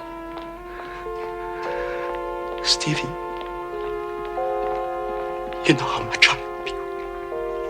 What I know, Grandpa, is that your love, it almost destroyed me. And what? I need some time to think things over. Dr. Hines, outside call. Dr. Hines, outside call.